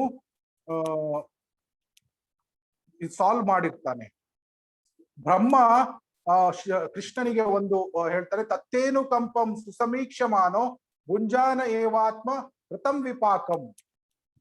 ಅಂದ್ರೆ ಯಾರು ಅಂದ್ರೆ ಅರ್ಥ ಮಾಡ್ಕೊಳ್ತಾರೆ, ನನಗೆ ಬಂದಿರುವ ಕಷ್ಟಗಳು, ಜೀವನದಲ್ಲಿ ಬಂದಿರುವ ಕಷ್ಟಗಳು ನನ್ನ ಕರ್ಮದ ಪ್ರಕಾರ ನನ್ಗೆ ಎಷ್ಟೋ ಜಾಸ್ತಿ ಸಿಗ್ಬೇಕಾಗಿತ್ತು, ಆದ್ರೆ ಭಗವಂತನ ದಯೆಯಿಂದ ಆ ಕಷ್ಟ ತುಂಬಾ ಸಣ್ಣ ರೀತಿಯಲ್ಲಿ ಆಗ್ತಾ ಇದೆ ಅಂತ ಬ್ರಹ್ಮ ಕೃಷ್ಣನಿಗೆ ಬೇಡ್ಕೊಳ್ತಾ ಇದ್ದಾನೆ. ಅಂದ್ರೆ ಉದಾಹರಣೆಗೆ ಒಬ್ಬ ಭಕ್ತನಿಗೆ ಆಕ್ಸಿಡೆಂಟ್ ಆಗಿರ್ಬಹುದು, ಆದ್ರೆ ಅವನಿಗೆ ಜಸ್ಟ್ ಒಂದು ಸ್ಕ್ರಾಚ್ ಆಗಿ ಅವನಿಗೆ ಅದು ದುರ್ಘಟನೆ ತಪ್ಪಬಹುದು. ಆದ್ರೆ ನಾವು ಪ್ರಭುಜಿ ನಿಮ್ಮ ಪ್ರಶ್ನೆಗೆ ಉತ್ತರ ಅಂದ್ರೆ, ನಾವು ಬೇಡ್ಕೊಂಡಾಗ ಅದಕ್ಕೆ ಯಾವುದೋ ರೀತಿಯಲ್ಲಿ ಸೊಲ್ಯೂಷನ್ ಸಿಗ್ತಾ ಇರ್ತದೆ, ಅದರ ಹಿಂದೆ ಭಗವಂತನ ಕೈ ಇದೆ ಅಂತ ಅದನ್ನು ನಾವು ನಮ್ಮ ಪ್ರಜ್ಞೆ, ನಮ್ಮ ಆ ಜ್ಞಾನ ಚಕ್ಷುವಿನಿಂದ, ಶಾಸ್ತ್ರ ಚಕ್ಷುವಿನಿಂದ ನಾವು ಅದನ್ನು ಅರ್ಥ ಮಾಡ್ಕೊಳ್ಬೇಕು. ಆದ್ರೆ ಭಗವಂತ ಖಂಡಿತ ಅವನು ರೆಸಿಪ್ರೊಕೇಟ್ ಮಾಡಿಯೇ ಮಾಡ್ತಾನೆ. ನಿಮ್ ಪ್ರಶ್ನೆಗೆ ಉತ್ತರ ಕರೆಕ್ಟ್ ಸಿಕ್ತಾ ಪ್ರಭು, ಅಥವಾ ಇನ್ನೇನಾದ್ರೂ ಪ್ರಶ್ನೆ ಇದೆಯಾ?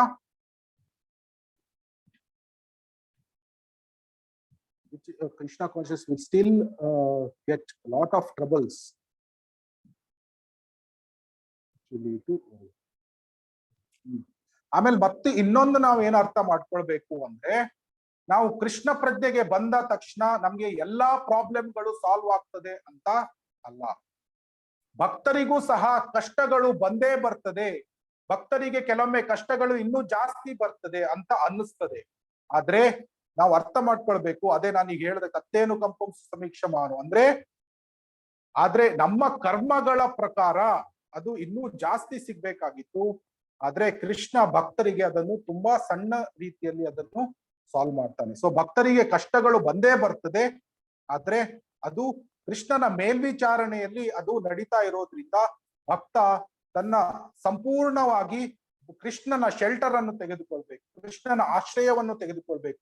ಆಮೇಲೆ ಒಂದು ಸ್ಟ್ರಾಂಗ್ ಫೇತ್ ಅನ್ನು ಡೆವಲಪ್ ಮಾಡ್ಕೊಳ್ಬೇಕು. ಏನು ಅಂದ್ರೆ, ಭಕ್ತನಿಗೆ ಕೃಷ್ಣ ಯಾವಾಗ್ಲೂ ರಕ್ಷಣೆ ನೀಡ್ತಾನೆ, ಆದ್ರಿಂದ ನಾನು ಯಾವುದೇ ವರಿ ಮಾಡ್ಬೇಕಂತಿಲ್ಲ, ಯಾವುದೇ ಆಂಗ್ಸೈಟಿ ಮಾಡ್ಬೇಕಂತಿಲ್ಲ, ಕೃಷ್ಣ ನನ್ನನ್ನು ಕಾಪಾಡಿಯೇ ಕಾಪಾಡ್ತಾನೆ, ಅವಶ್ಯ ರಕ್ಷಿಬೋ ಕೃಷ್ಣ, ಇದ್ರ ಮೇಲೆ ಫೇತ್ ಇರ್ಬೇಕು. ಆಮೇಲೆ ಕ್ಷಿಪ್ರಂ ಭವತಿ ಧರ್ಮಾತ್ಮ ಶಾಶ್ವತ್ ಶಾಂತಿಂ ನಿಗಚ್ಚತಿ ಕೌಂತೆಯ ಪ್ರತಿಜಾನೀಹಿ ನಮೇ ಭಕ್ತ ಪ್ರಣಶ್ಯತಿ ಅಂತ. ಅಂದ್ರೆ ಅರ್ಜುನ, ನೀನು ಧೈರ್ಯವಾಗಿ ಈ ಪ್ರಪಂಚಕ್ಕೆ ನೀನು ಸಾರಿ ಹೇಳು, ಏನು ಅಂದ್ರೆ ನನ್ನ ಭಕ್ತನಾದವನು ಯಾವಾಗ್ಲೂ ನಾಶವನ್ನು ಹೊಂದುವುದಿಲ್ಲ, ಅವನ ರಕ್ಷಣೆಯನ್ನು ಸ್ವತಃ ನಾನು ಸ್ವತಃವಾಗಿ ಅವನನ್ನು ರಕ್ಷಣೆ ಮಾಡ್ತೇನೆ, ಅವಶ್ಯ ರಕ್ಷಿಬೇ ಕೃಷ್ಣ. ಆದ್ರಿಂದ ಭಕ್ತನಾದವನು ಯಾವುದೇ ವರಿ ಮಾಡ್ಬೇಕಂತಿಲ್ಲ, ಯಾವುದೇ ಟೆನ್ಷನ್, ಆಂಗ್ಸೈಟಿ ಮತ್ತೆ ಭಯವನ್ನು ಪಡಬೇಕಾಗಿ ಇಲ್ಲ. ಹರೇ ಕೃಷ್ಣ. ಇನ್ನೊಂದು ಪ್ರಶ್ನೆ ಇದೆ.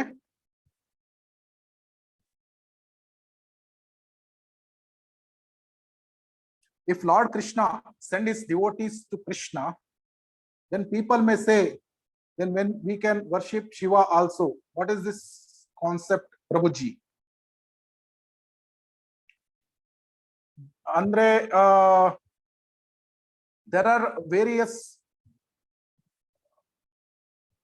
ಅಂದ್ರೆ ಬೇರೆ ಬೇರೆ ಭಾವ.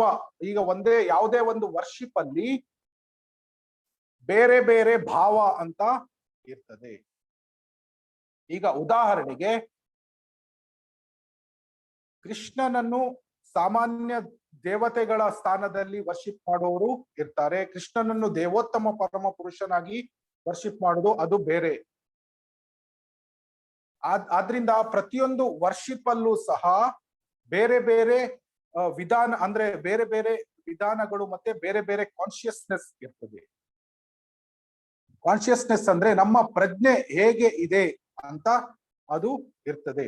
ಈಗ ಲಾರ್ಡ್ ಶಿವ ಅವನು ಯಾವಾಗ ಕೃಷ್ಣನ ಹತ್ರ ತನ್ನ ಭಕ್ತರಿಗೆ ಕಳಿಸ್ತಾನೆ ಅಂದ್ರೆ, ಯಾವಾಗ ಅವನು ತನ್ನ ಭಕ್ತರನ್ನು, ಶಿವನ ಭಕ್ತರನ್ನು ನೋಡ್ತಾನೆ, ಈ ಭಕ್ತ ತುಂಬಾ ಸಿನ್ಸಿಯರ್ ಆಗಿದ್ದಾನೆ, ಅವನು ನಿಜವಾಗಿಯೂ ಆಧ್ಯಾತ್ಮಿಕತೆಯನ್ನು ಅವನು ಸೀಕ್ ಮಾಡ್ತಾ ಇದ್ದಾನೆ, ಅವನು ನಿಜವಾಗಿಯೂ ಅವನು ಅಂದ್ರೆ ಪರಮ ಸತ್ಯ ಅಂದ್ರೆ ಏನು, ಅಲ್ಟಿಮೇಟ್ ಗೋಲ್ ಆಫ್ ಲೈಫ್ ಅಂದ್ರೆ ಏನು ಅಂತ ಅವನು ಹುಡುಕ್ತಾ ಇದ್ದಾನೆ ಅಂತ ಆ ಒಂದು ಸಿನ್ಸಿಯರಿಟಿ ಆ ಭಕ್ತನಲ್ಲಿ ಇದ್ದಾಗ ಅವನು ಕೃಷ್ಣನ ಹತ್ರ ಡೈರೆಕ್ಟ್ ಮಾಡ್ತಾನೆ. ಇಲ್ದಿದ್ರೆ ಅವನ್ ಶಿವ ಆ ಭಕ್ತರನ್ನು ಯೂಶುವಲಿ ಅಂದ್ರೆ ಅವರ ಕಾನ್ಶಿಯಸ್ನೆಸ್ ಅಪ್ಲಿಫ್ಟ್ ಮಾಡ್ಲಿಕ್ಕೆ ಪ್ರಯತ್ನವನ್ನು ಮಾಡ್ತಾ ಇರ್ತಾನೆ. ಕೃಷ್ಣನಿಗೆ ಯಾವಾಗ ಡೈವರ್ಟ್ ಮಾಡ್ತಾನಂದ್ರೆ ಅವನು ಸಿನ್ಸಿಯರ್ ಇದ್ದಾಗ ಮಾತ್ರ. ಆಮೇಲೆ ನೀವೇನು ಹೇಳ್ತಾ ಇದ್ರೆ, the people may say that then we can worship Shiva also. Shiva it's ಅಂದ್ರೆ ಕೆಲವರು ನ್ಯಾಚುರಲಿ ಶಿವನಿಗೆ ಅಟ್ರಾಕ್ಟ್ ಆಗ್ತಾರೆ. ಅಂದ್ರೆ ಎಷ್ಟೋ ಜನ ಶಿವ ಭಕ್ತರು ಇರ್ತಾರೆ, ಅದು ಏನು ತಪ್ಪು ಅಂತ ಬರಲ್ಲ. ಯಾಕೆಂದ್ರೆ ಒಬ್ಬೊಬ್ರದ್ದು ನೇಚರ್ ಆ ತರ ಇರ್ತದೆ. ಅಂದ್ರೆ ಒಬ್ರು ಶಿವ ಭಕ್ತರು ಇರ್ತಾರೆ, ಕೆಲವರು ಕೃಷ್ಣ ಭಕ್ತರು ಕೃಷ್ಣನಿಗೆ ನ್ಯಾಚುರಲಿ ಅಟ್ರಾಕ್ಟ್ ಆಗ್ತಾರೆ. ಆದ್ರೆ ಬರೇ ಈ ಬೇಸಿಸ್ ಮೇಲೆ ಅಂದ್ರೆ ಸೆಂಡಿಂಗ್ ದ ಡಿವೋಟೀಸ್ ಅಂದ್ರೆ ಕೃಷ್ಣನ ಭಕ್ತರನ್ನ ಅವನು ಶಿವನ ಭಕ್ತರನ್ನ ಅವನು ಕೃಷ್ಣನ ಹತ್ರ ಡೈವರ್ಟ್ ಮಾಡ್ತೇನೆ, ಅದಕ್ಕಾಗಿ ನಾನು ಶಿವನಿಗೆ ಪೂಜನೆ ಮಾಡ್ತೇನೆ ಅನ್ನುವ ಕಾನ್ಸೆಪ್ಟ್ ಅದು ರಾಂಗ್ ಕಾನ್ಸೆಪ್ಟ್. ಈಗ ನನಗೆ ನ್ಯಾಚುರಲ್ ಒಲವಿದೆ ಶಿವನ ಹತ್ರ, ಅದಕ್ಕಾಗಿ ನಾನು ಅವನಿಗೆ ನಾನು ವರ್ಷಿಪ್ ಮಾಡ್ತಾ ಇದ್ದೇನೆ, ಆ ಕಾನ್ಸೆಪ್ಟ್ ಅಲ್ಲಿ ಅವನು ವರ್ಷಿಪ್ ಮಾಡ್ತಾ ಇದ್ರೆ, ಅವನು ಸಿನ್ಸಿಯರ್ ಆಗಿದ್ರೆ ಅವನು ಖಂಡಿತವಾಗಿ ಕೃಷ್ಣನ ಹತ್ರ ಅವನು ಮುಂದೆ ಬರ್ತಾನೆ. ಆದ್ರೆ ಈ ರೀತಿಯ ಒಂದು ಮಿಸ್ಕನ್ಸೆಪ್ಷನ್ ಅನ್ನು ಹೊಂದಿದ್ರೆ, ಅಂದ್ರೆ ಹೇಗೂ ಶಿವ ತನ್ನ ಭಕ್ತರನ್ನು ಕೃಷ್ಣನಿಗೆ ಕಳಿಸ್ತಾನೆ, ಅದರಿಂದ ನಾನು ಶಿವನ ವರ್ಷಿಪ್ ಮಾಡ್ತೇನೆ ಅಂತ, ಅಥವಾ ಶಿವನನ್ನು ಸುಪ್ರೀಂ ಪರ್ಸನಾಲಿಟಿ ಅಂತ ವರ್ಷಿಪ್ ಮಾಡೋದು, ಇದೆಲ್ಲ ಸ್ವಲ್ಪ ಮಿಸ್ಕನ್ಸೆಪ್ಷನ್ ವೇ ಆಫ್ ವರ್ಷಿಪಿಂಗ್. ಆದ್ರೆ ಕೆಲವರು ಹೇಗೆ ಶಿವ ಭಕ್ತರು ಹೇಗಿರ್ತಾರಂದ್ರೆ, ಅವರಿಗೆ ಕೃಷ್ಣ ದೇವೋತ್ತಮ ಪರಮ ಪುರುಷ ಅನ್ನುವ ಜ್ಞಾನ ಇರ್ತದೆ, ಆದ್ರೆ ನಾನು ಶಿವನಿಗೆ ನಾನು ಅಟ್ರಾಕ್ಟ್ ಆಗ್ತೀನಿ ಆ ರೀತಿಯ ಒಂದು ಅಂದ್ರೆ. ಆಮೇಲೆ ಇನ್ನೊಂದಂದ್ರೆ ಶಿವ ಕೃಷ್ಣನ ಒಬ್ಬ ಭಕ್ತ, ಅಂದ್ರೆ ವೈಷ್ಣವಾನ ಯಥಾಶಂಭು, ಆ ರೀತಿಯ ಒಂದು ಮೂಡಲ್ಲಿ ವರ್ಷಿಪ್ ಮಾಡೋದು it's A totally different way. ಅಂದ್ರೆ ಕೆಲವೊಮ್ಮೆ ನ್ಯಾಚುರಲಿ ಆ ರೀತಿ ಒಲವನ್ನು ಹೊಂದಿರುವವರು ಇರ್ತಾರೆ. That is and it's a bona fide way. ಯಾಕಂದ್ರೆ ಅವರಿಗೆ ಗೊತ್ತು ಕೃಷ್ಣ ದೇವೋತ್ತಮ ಪರಮ ಪುರುಷ, ಶಿವ ವೈಷ್ಣವಾನ ಯಥಾಶಂಭು ಅಂತ ಎಲ್ಲ ಗೊತ್ತಿರುವುದ್ರಿ, ಆದ್ರೂ ಸಹ ಅವರು ನ್ಯಾಚುರಲಿ ಶಿವನಿಗೆ ವರ್ಷಿಪ್ ಮಾಡ್ತಾ ಇರ್ತಾರೆ. That is a bona fide way. ಆದ್ರೆ ಶಿವನನ್ನೇ ದೇವೋತ್ತಮ ಪರಮ ಪುರುಷ, ಅವನಿಗಿಂತ ಮೇಲೂ ಇಲ್ಲ, ಅವನಿಗೆ ಈಕ್ವಲ್ ಇಲ್ಲ, ಅದು ಕಾನ್ಸೆಪ್ಟ್ ಹೊಂದಿರೋದು. ಆಮೇಲೆ ಕೃಷ್ಣನಿಗಿಂತ ಶಿವನ ಸ್ಥಾನ ಮೇಲೆ ಇಟ್ಟು ಅವನಿಗೆ ಪೂಜೆ ಮಾಡೋದು, ಈ ರೀತಿ ಎಲ್ಲ ಕಾನ್ಸೆಪ್ಟ್ಸ್ ಅದು ರಾಂಗ್ ಕಾನ್ಸೆಪ್ಟ್ಸ್. ಅದು ಅಂದ್ರೆ it's not the correct way of worshipping lord Shiva. Have I answered the question or ನನ್ನ ಅರ್ಥ ಮಾಡ್ಕೊಂಡಿರೋದು ಪ್ರಶ್ನೆದ್ದು ಕರೆಕ್ಟ್ ಆಗಿದ್ಯಾ?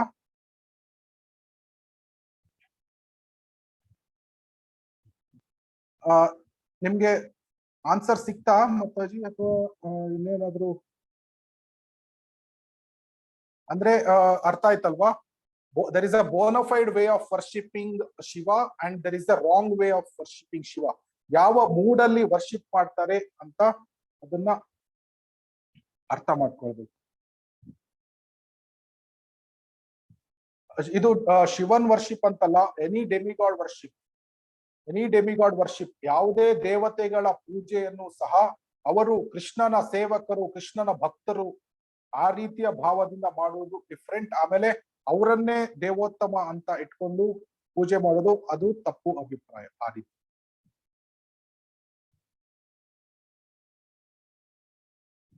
ಇನ್ನೇನಾದ್ರೂ ಪ್ರಶ್ನೆ ಇದೆಯಾ? ಓಕೆ, ಒಂದು 15 ಹರೇ ಕೃಷ್ಣ ಮಹಾಮಂತ್ರ ಜಪ ಮಾಡೋಣ. ಎಲ್ರಿಗೂ ಸಮಯ ಇದೆಯಾ? ಹರೇ ಕೃಷ್ಣ.